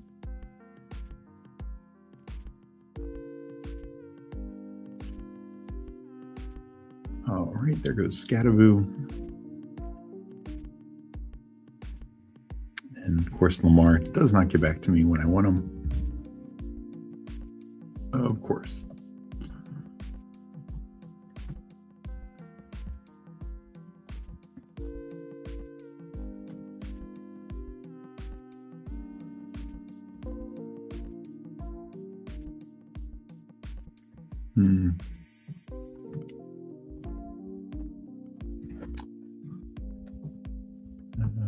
Let's see. This time we'll do Swift first. Just kind of sticking with the good offense philosophy.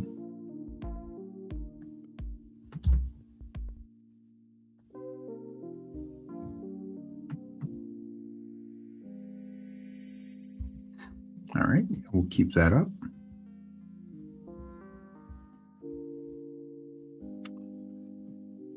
And once again, thank you all for being here. I know March Madness, it is the best time March Madness. Obviously, like the Final Four and the finals are great, but it's all day basketball, always a lot of fun. But I appreciate you guys for checking in. If you're watching this later, don't forget to hit the like button. Even later, that helps us. Afterwards, feel free to leave a comment. That always helps us. And if you want, we have a free Discord. You can join that and support us that way as well. So let's go teaching more here. This is a nice 0-3-3 start. And really targeting a lot of fun offenses. Like, not going to get stacks here with Flowers and DJ Moore, but I'm okay with that.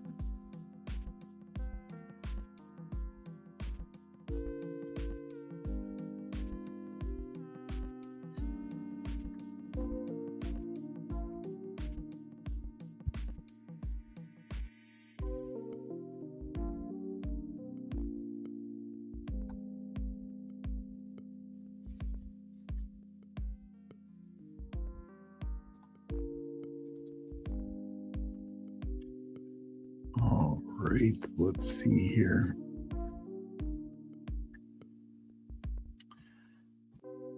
So far, just what, 4 quarterbacks are off the board. Yeah. There goes Jaden Daniels. I actually think it is the right call to have Burrow and even Hurts above Daniels. I also kind of had Caleb above Daniels. Essentially, have Daniels and Hurts back to back. But I think Burrow and Caleb should go above Daniels. As much as I like Daniels, currently right now, he's got the list of weapons, and the offensive line is still actually has questions at their center and guard position. Great tackle combo of Tunsil and Connerly, but and Cosme's a really good guard. But the other 2 spots are kind of question marks. So I'd like to see Washington add some more for Daniels. Feels like they're gonna just end up adding like Brandon Ayuk, and it ends up being a wasted year for Jaden Daniels.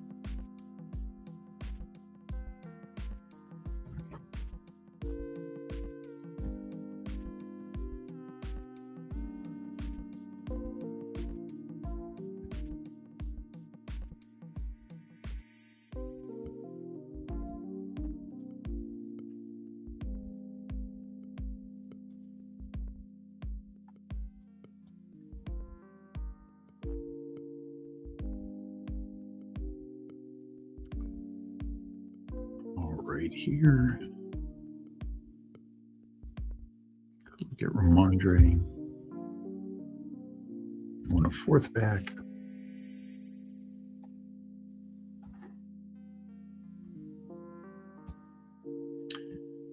FK gets nice value with May. I mean, it's another bat. That's another quarterback who I don't understand why he's going as late as he's going.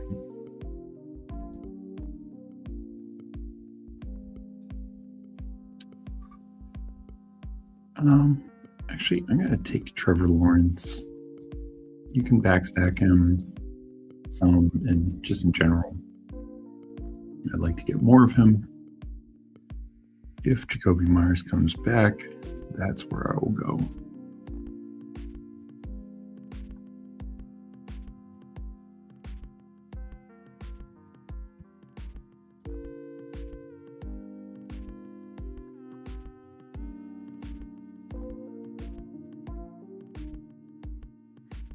And he does not. Well,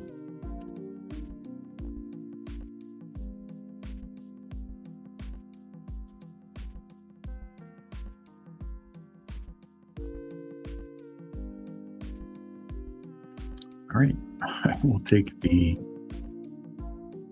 Ramondre is a guy who I think should be worthy of, potentially even top 70, but 100% is worth 87th overall. Just not sold that they're going to just, turn the keys over to Travion Henderson. I mean, Stevenson, outside the fumble issues, has more explosiveness than people give him credit for. He's clearly the more all-around talented back. He's got the red zone role, got the goal line role. And as Tim says, Vrabel loves Stevenson. I think he loves the consistency. Part of the issue that the fumbles he doesn't love, I know that, but Henderson, he came in with this thought of being, a great pass blocking back in college, and he was to an extent. But there were some issues when he was out there this year. He had a couple holding penalties, a couple times where I know, Patriots beat writers talked about how he kind of did the wrong assignment. So, that didn't help matters. And he had some massive, crazy home run plays. I mean, most notably in that Bucs game without Stevenson, we had 2 long touchdown runs. But he was also a guy who play to play, drive to drive was just super inconsistent. He'd have way more negative runs than you'd expect. It was just like feast or famine with him. So he'll have a role, no doubt. But Stevenson, I think, retains a pretty good role.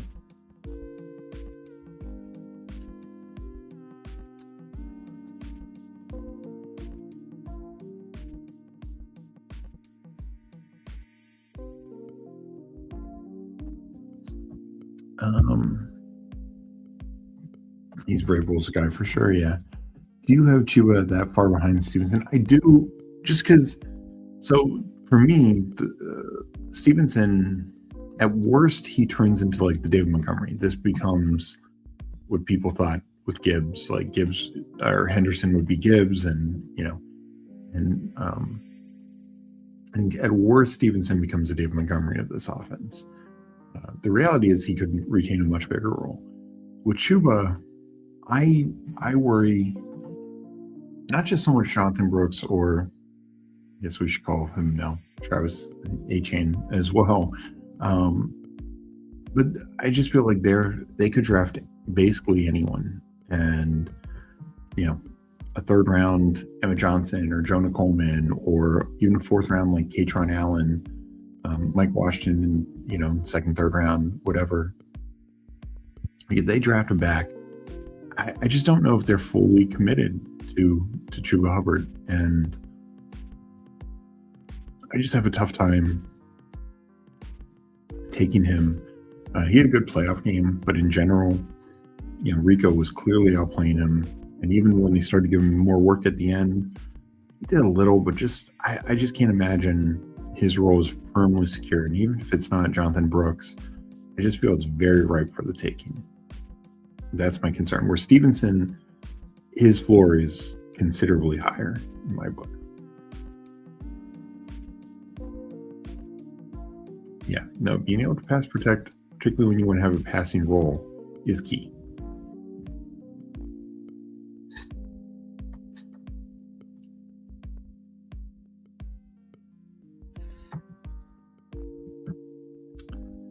So I'll take Goff here. I only have 3 receivers, but I think I can catch up. Let's get a good second quarterback that I've stacked.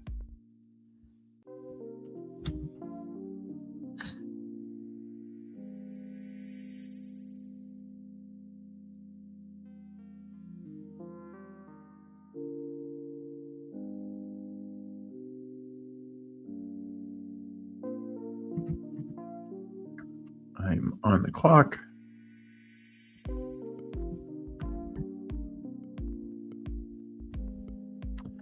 Sorry about that, but I like Wandell there. He's a fine 4th pick. Maybe that opens up Ward as my 3rd quarterback. Kind of went away from the good offense theory with that pick, but that's okay.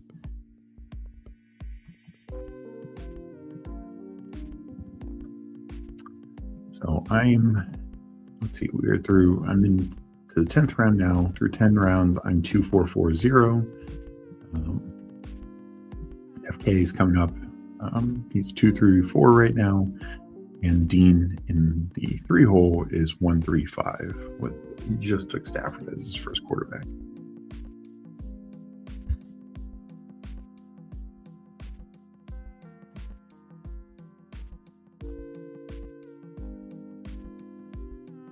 So what I will say to this crossface, if Carolina doesn't take a running back in the draft, and it ends up being like this is Chuba and Jonathan Brooks, I will move Chuba up. I just feel like right now it's just not worth it. I have a little bit of him, but I just not wanting to go overboard, particularly as his ADP is rising. But yeah, he dodged free agency, but that was kind of always expected. It's clear they weren't going to retain Rico, and I mean, I guess technically, and this is the concern as well. I mean, if they sign Brian Robinson, if they sign Najee, could those guys end up being ahead of them? Absolutely. But yeah, right now I'm more in a wait and see on Chua, and I'm okay only having like 3% in the big board.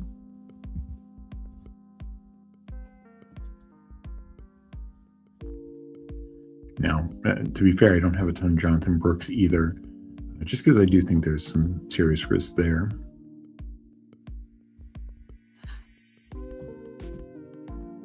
But that will change. Like, that's what I like about, the pre-draft and then post-draft. Like, yeah, after the draft, and I might have to pay higher prices for it, but I will, start to take some Chuba and Jonathan Brooks at that point. And it was one of those things, like pre-draft, I had almost no, DeAndre Swift, and that was clearly the wrong call. Post-draft, I, ended up like 6-7% on him. Obviously wish I was higher and wish I had some pre-draft as well, but I don't necessarily worry the same with Carolina's offense.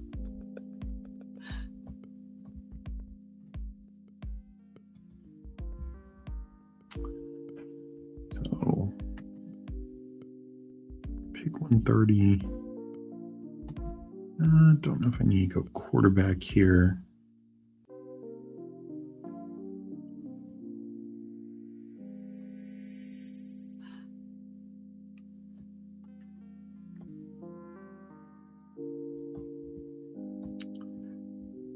Could go running back and maybe stop at 5.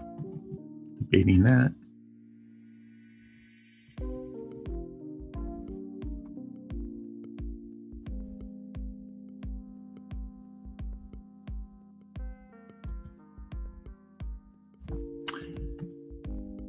I think I'll do that. I want some more Rashard White. Probably just end up stopping at 5 backs at this point.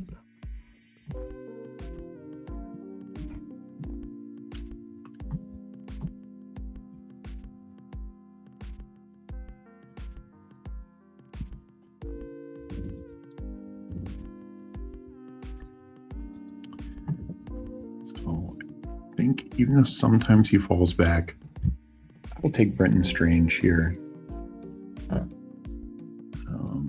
It's for the stack, and I think he's just misvalued right now. I'm, tough time understanding why. And I like Rhonda Gadsden, but I don't know why Rhonda Gadsden goes, 30, 40 picks above Brenton Strange. Strange sure missed some time last year, but he was very good, particularly when he came back. Ended up, 46 catches, 540 yards, 3 touchdowns in only 12 games. That is a pretty strong per game number.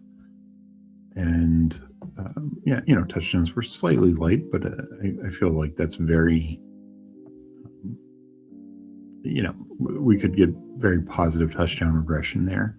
And if anything, we just saw the Chargers invest in a tight end, like Charlie Kohler, who, yes, he's a good blocker, but he actually has some, receiving chops as well. Like he's not in the John Bates category, who is just a blocker.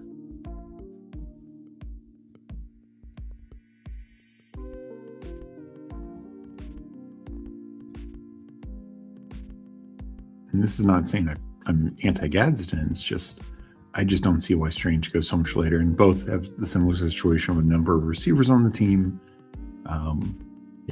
young tight end, et cetera, et cetera.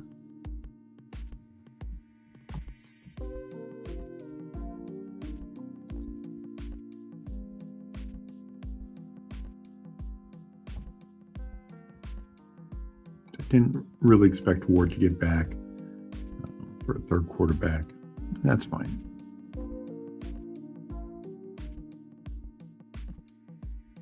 So double tapping the 2 tight ends he talked about earlier. Did he take? No, he didn't get the Lamar.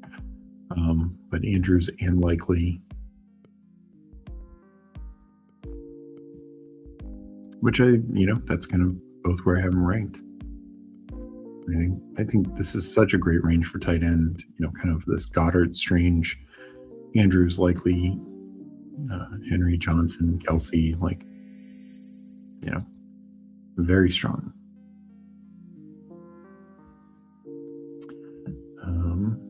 Tim saying, I like Travis Hunter having a solid season 2. Liam Cohen being lab cooking this offseason. Yeah, I think people are just totally out on Hunter right now, and I think that's just wrong. I mean, there's so many things that could still happen where he finds a path back to being a receiver, and as I've said before, including himself determining that. If he goes to the team and says, "I see myself as a wide receiver. I'm not going to be sitting out here." Like we let other players dictate their position. Why should we not let the Heisman winner, top 3 pick? If Jalen Green can say he's a quarterback, then Travis Hunter can say he's a wide receiver. Is definitely my viewpoint on things. Chris Rodriguez, I need to start taking Rodriguez more. It's almost like I thought Rodriguez would settle in like the 170-ish range. He's gotten pulled up to a range that just kind of surprised me.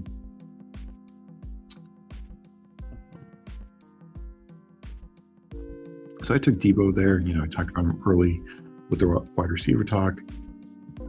Tight end's gotten a little picked over. I'm ahead of AJ Warner, but you can get him later. I do think I'd take Chig here. I don't think he comes back to me. And not that I have a stack or anything, but I like that. I like him in this area. And I have like a team correlation with Rashard White. So this probably ends up being a 9 receiver team. I think I'm stopping at the 5 running backs. If some screaming value happens, I could change my mind there, but probably looking at 5 running backs, 9 receivers. Gadsden had 2 great peak weeks, then he was nobody. Yeah, I mean, and that was kind of the issue with the Chargers last year. And I understand this year we're hoping that there's just more consistency in second year type thing. And there, that's cool. Of course, the bull case for him. But there is a bear case also, like they bring back Keenan Allen or somebody else steps up. Kohler just kind of eats into the role enough. Still could have a spike week here or there, but it might not be super consistent.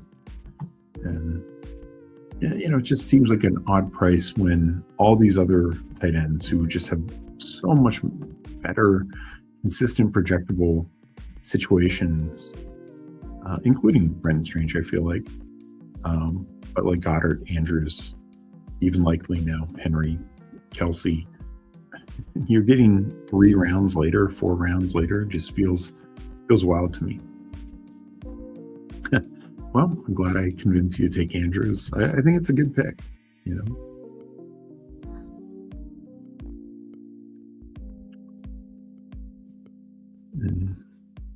I think it was you might have sniped the Lamar drafter, so good on you. No, I think Andrews is a great pick.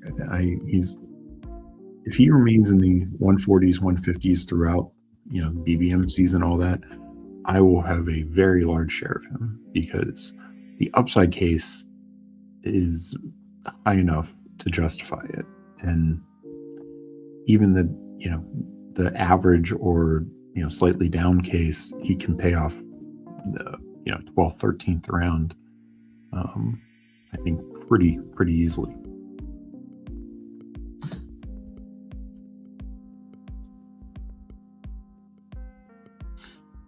Yeah, no, that's smart then. Parker Washington was playing like Amon-Ra against Buffalo in the playoffs. I think he takes a big leap. Yeah, no, I appreciate you being here, Leo. I do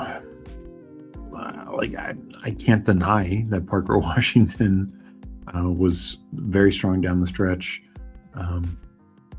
It's just my concern for him is, for as good as he looked, Jacoby Myers fills a lot of the same role that he does. Of course, Travis Hunter can fill the same role that he does. And I think Hunter is just a more special talent. Of course, Brian Thomas Jr., while he struggled in Lincoln Cohen's offense year 1, he just has a skill set that neither Parker Washington or Jacoby Myers can really fill. Big vertical X outside receiver. Travis Hunter can play outside, but just not in the same kind of upside play.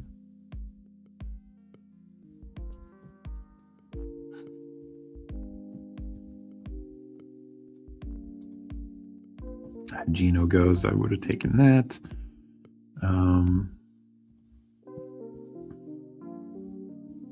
I'd take my case for Jalen Naylor here. Maybe he gets back another couple picks, but this guy Matt here only has 4 receivers, so I wouldn't be surprised if he double taps. And so I could see like 3 receivers off the board. And I think, Tyreek Hill goes there. As I said before, just the more I think about it, my next rankings, I'm going to probably put Tyreek Hill down in the 200s. I just can't justify it anymore. Like, I really haven't taken him. But now it's like, I think the 1 or 2 times I took him is like when he was going into 180s. And that's when his ADP is like 140. It's like, well, now that even feels wrong. Like 180 feels not good. It's not a good click to me.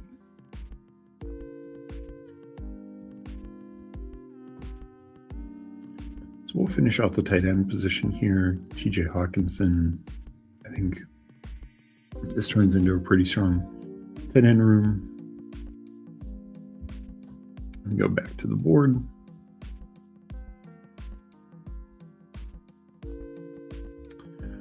But one of mine did the Geno click, and I like what this guy did, taking Geno and then Mason Taylor. I'm not sure if they had and did have Garrett Wilson. So yeah, it totally makes sense.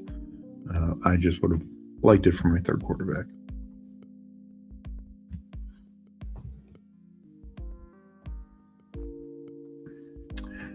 But yeah, the question is what to do about Parker Washington. I think it's very fair. I mean,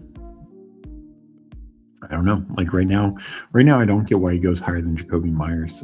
I really have a tough time with that.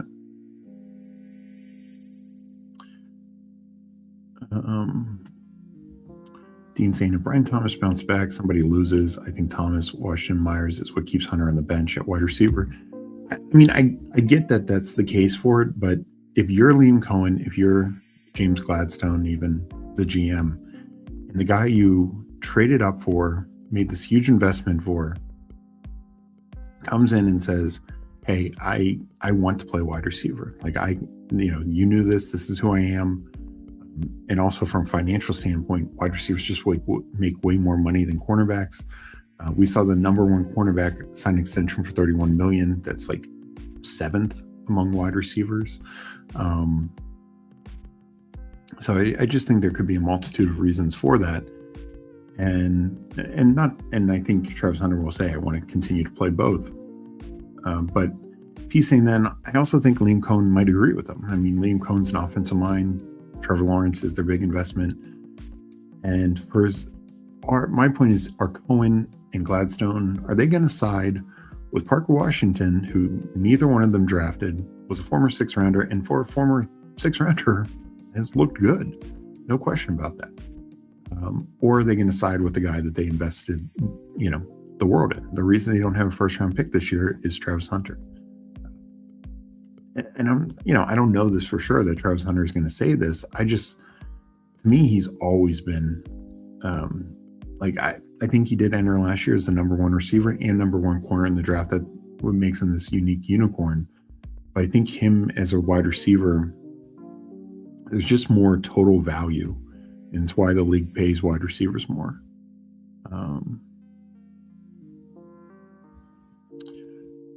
No quarterbacks. That's not fun.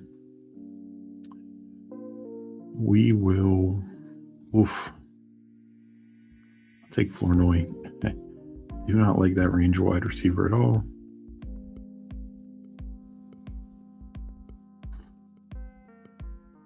So I'm done at tight end. I think I'm done at running back. I'd like to tack on a 3rd quarterback here, but it is not a great situation. That is for sure.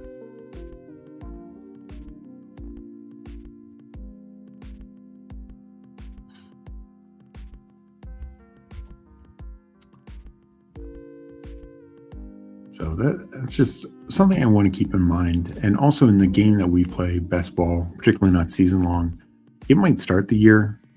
Parker Washington is in the mix, but all it takes is one injury. And I don't care if Hunter is playing like, a Pro Bowl level corner. When I say Pro Bowl, I don't mean Shedeur Sanders level Pro Bowl, I mean like really good corner. It takes one wide receiver injury for Hunter to get back into that offense, because they're not going to let the offense suffer just to have Travis Hunter, be a good corner. It is kind of the way I look at it. And, so yeah, maybe early in the season, Hunter's not playing a lot on offense, but by the end of the year, it just takes one injury to one of those other three guys, or things just aren't working well, and Hunter's back in the lineup, and he, could close out the season being a really good play. Is it a guarantee? No, of course not. But I'm just not ready to close the book on Travis Hunter as a star wide receiver. And this is where I'm at, Dean. Like, Tyreek Hill's second surgery, just out. And there's been zero buzz. Like, right before the start of free agency, this was at like the combine, Andy Reid was asked about Tyreek Hill, and he made some like, vague remarks like, needs to focus on seeing if he can return to the field, like, which is, I'm sure, because he's heard like he just had a second surgery, and that is the right approach. And if that's what probably the coach who knows and loves him the most thinks, like, yeah, I just am not sold like he's going to have some sort of significant role this year. Probably ends up signing somewhere, might end up playing somewhere, but it's probably going to be very, very limited as he's recovering from these injuries. Is there a garbage time Blake Bortles this year? Is it Ward? I mean, I just think the Tennessee offense could be a lot better. Some of it will be garbage time, I'm sure. As for who will have the most garbage time, it's fair. Very fair question. It could be Geno. I mean, I know they've added a lot on defense, but they also subtracted 2 elite talents last year at the trade deadline. Sure, they've added, but it was nowhere near the defense this was a couple of years ago. And I just expect the Jets to be down a lot. So yeah, Geno could be slinging it quite a lot in the third, fourth quarter.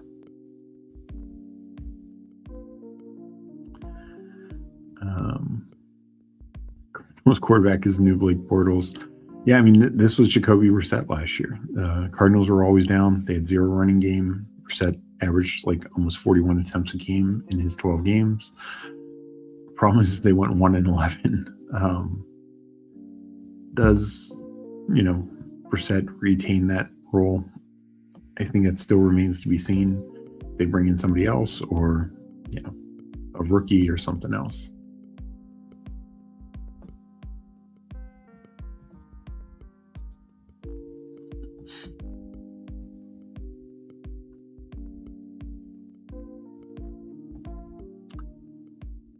All right. I would like to still tack on a third quarterback. I mean, I'm fine with Lawrence and Goff, but having some insurance isn't terrible. As much as I, hate this pick, it sounds like just Deshaun Watson will have a chance to be the starter. I'm not excited about that in any way, shape, or form. But just as an insurance pick, if one of these guys misses time, and Lawrence especially has missed some time in his career, maybe Watson can fill in enough.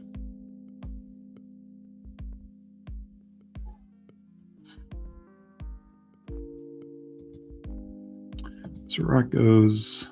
Jeremy Bernard goes. Kind of was hoping one of them would come back.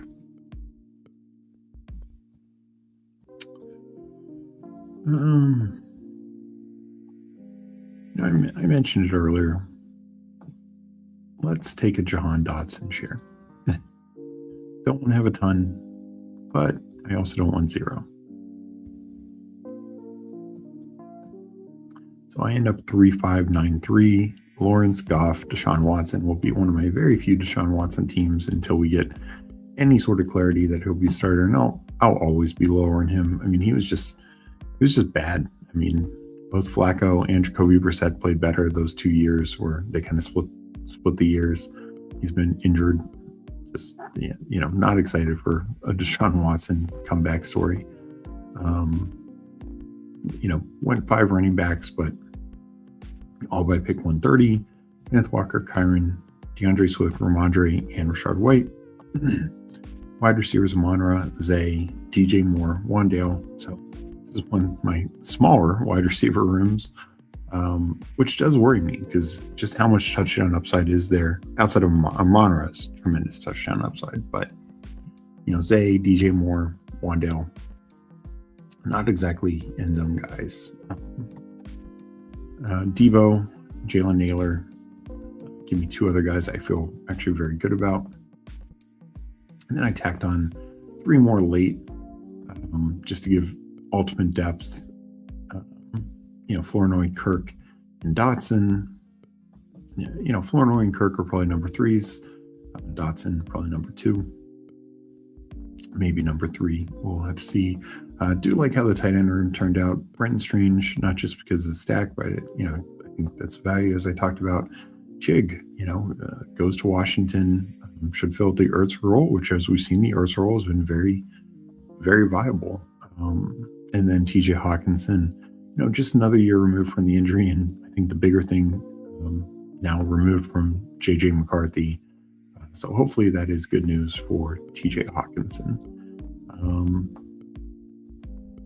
In here, we had Dan and FK. I will go over FK's team, but Dan, just kind of looking at his overall build, 3-6-8-3. He had the Puka, Henry, Olave, Waddle start, but then he bounced back, gained some running backs. But I really liked how the receiver room turned out. With looks like kind of a Henry anchor, and then quarterbacks. I like the Stafford Willis combo. So I will do a more full review for FK because he's a FanSpeak member. I do want to appreciate everyone for being in here, being in chat. Thank you so much. So FK goes, and I saw this, you got both Daniels and May falling. I actually think May should go ahead of Daniels, so that feels even better. Chase Brown, Travion Henderson, stacked up. Rico, JCM, with a little bit of fall and stacked up. Then adding in Nicholas Singleton and Ollie Gordon. So the running back room, it's like you feel a ton of confidence in Chase Brown. Hendo just has that big spike week ability that we've talked about. And Rico is kind of the perfect back to pair with Hendo. As much as we know Rico is some 30-point upside, particularly Rico knows how to have a revenge game narrative, and I believe the Panthers are on the Steelers schedule this year, so expect 200 yards from Rico there at the very least. But no, he should be a good, strong floor play, and that's a good pairing for Hendo. JCM, we'll see what Washington does. Technically, right now, he looks pretty good, but I like that you got it more in the 140 plus range. Wide receiver start, gotta love this. Chase Collins, Nico Collins, and Mike Evans. That is basically the strongest of the top 3 that you can get. Romeo Doubs, I think that remains a good pick. Coker seems like a nice solid pick in that range. Got Ayuk, got him more in the fall. I mentioned that earlier. Like we should be taking him later, not earlier. Mitchell does remain one of my favorite later round wide receivers right now. As much as I don't overly want to invest in the Jets, he's like the one guy who the price feels right. And then tacking on Zachariah Branch, definitely not my favorite rookie, but should have high draft capital. And then a 4 tight end build here. Gadsden, who did fall, and I've seen him definitely fall a little bit more of late, and that's good. And hopefully he starts going more in the 124 range. But I think Strange should go in that range. And like I said, if you're liking Gadsden, how you're not liking Strange is kind of how I see it. Hunter Henry, I think that's a very good pick with May. David Njoku, we'll see where he ends up, but he's fallen because he's kind of like the last tight end standing. And then Mike Gesicki, even if they draft somebody, Gesicki, I think retains a little solid role. All right, I will hit up chat and then I will get on out of here. Dean saying I could only play Punter on third down. I can't have top pick getting run down, bad at both positions, give all the snaps.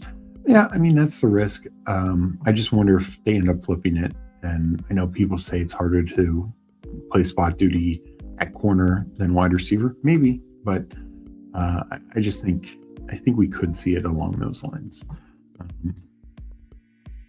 I'm curious, is Watson is good? This being the final year of his contract, would another team sign him? Deshaun Watson?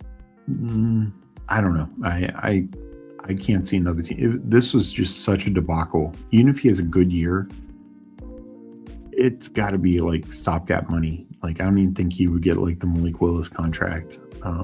It would have to be the most prove it deals in my book. Like, people would need to see that this is repeatable, because he just, I mean, so much worse because Cleveland gave up so many picks and draft capital for him. But even if they just signed him, that is the worst contract of all time. I mean, Kirk Cousins coming off, and he ended up agreeing to give up some money, but Kirk Cousins coming off an Achilles just been vastly better than Deshaun Watson on this contract. So, yeah, I mean, we'll see. This is the last year before they're going to cut him, but I would be surprised if anyone would give him real money. Flournoy, the best wide receiver handcuff with standalone value. Yeah, and I said it before, not sure if you're here, Leo. I view Flournoy and Tesla very similar, like clear number threes on very good passing offenses. So we'll have enough of a like floor type role. But yeah, anything happens to the guys above them, and they can step into a much, much bigger role. And then we get really excited about it because this is not a wide receiver two. We got a wide receiver stepping up to a wide receiver two on a team that throws the ball 25 times a game and is fairly inefficient. This is a team that's going to throw the ball 35, 40 times a game with extreme efficiency. I think Flournoy would be a legit number two guy in his next contract somewhere. I mean, he already outperformed, Jalen Tolbert and Turpin, and Turpin was always can be a limited role type guy, but Flournoy just really showed like he's legit. So yeah, I think obviously Dallas is going to invest in Pickens. So yeah, eventually Flournoy will probably have a shot somewhere. Chig more athletic. Ertz, yeah, more athletic. The question is, can he stay in the field enough? Like, Ertz is a good enough blocker to maintain a role on the field. Chig will have to show that, but I think it probably will be the case. Meg saying, great show, Steve. Remember, for the FanSpeak YouTube members, we'll be back Sunday night. Yes, Meg and I are going to do a members only stream Sunday night, our Sunday night football during this off season. So appreciate everyone for your support. I will also have another uploaded members only YouTube video up this weekend as well. So thank you everyone for being here. Thanks for the likes. Thanks for drafting. Thanks for the comments. Appreciate all of it. Hope everyone has a great rest of the day. Enjoy watching March Madness. Enjoy getting ready for baseball season. And yeah, we'll be back Sunday night. And being here, yes, Deshaun, for instance, if he was good, they could. I mean, Browns, they might just wring their hands of it for sure, but he's good enough. He could be back in Cleveland. I think that would probably be the most likely scenario. But anyways, thanks again. Hope everyone has a great rest of the day, and I will catch you next time.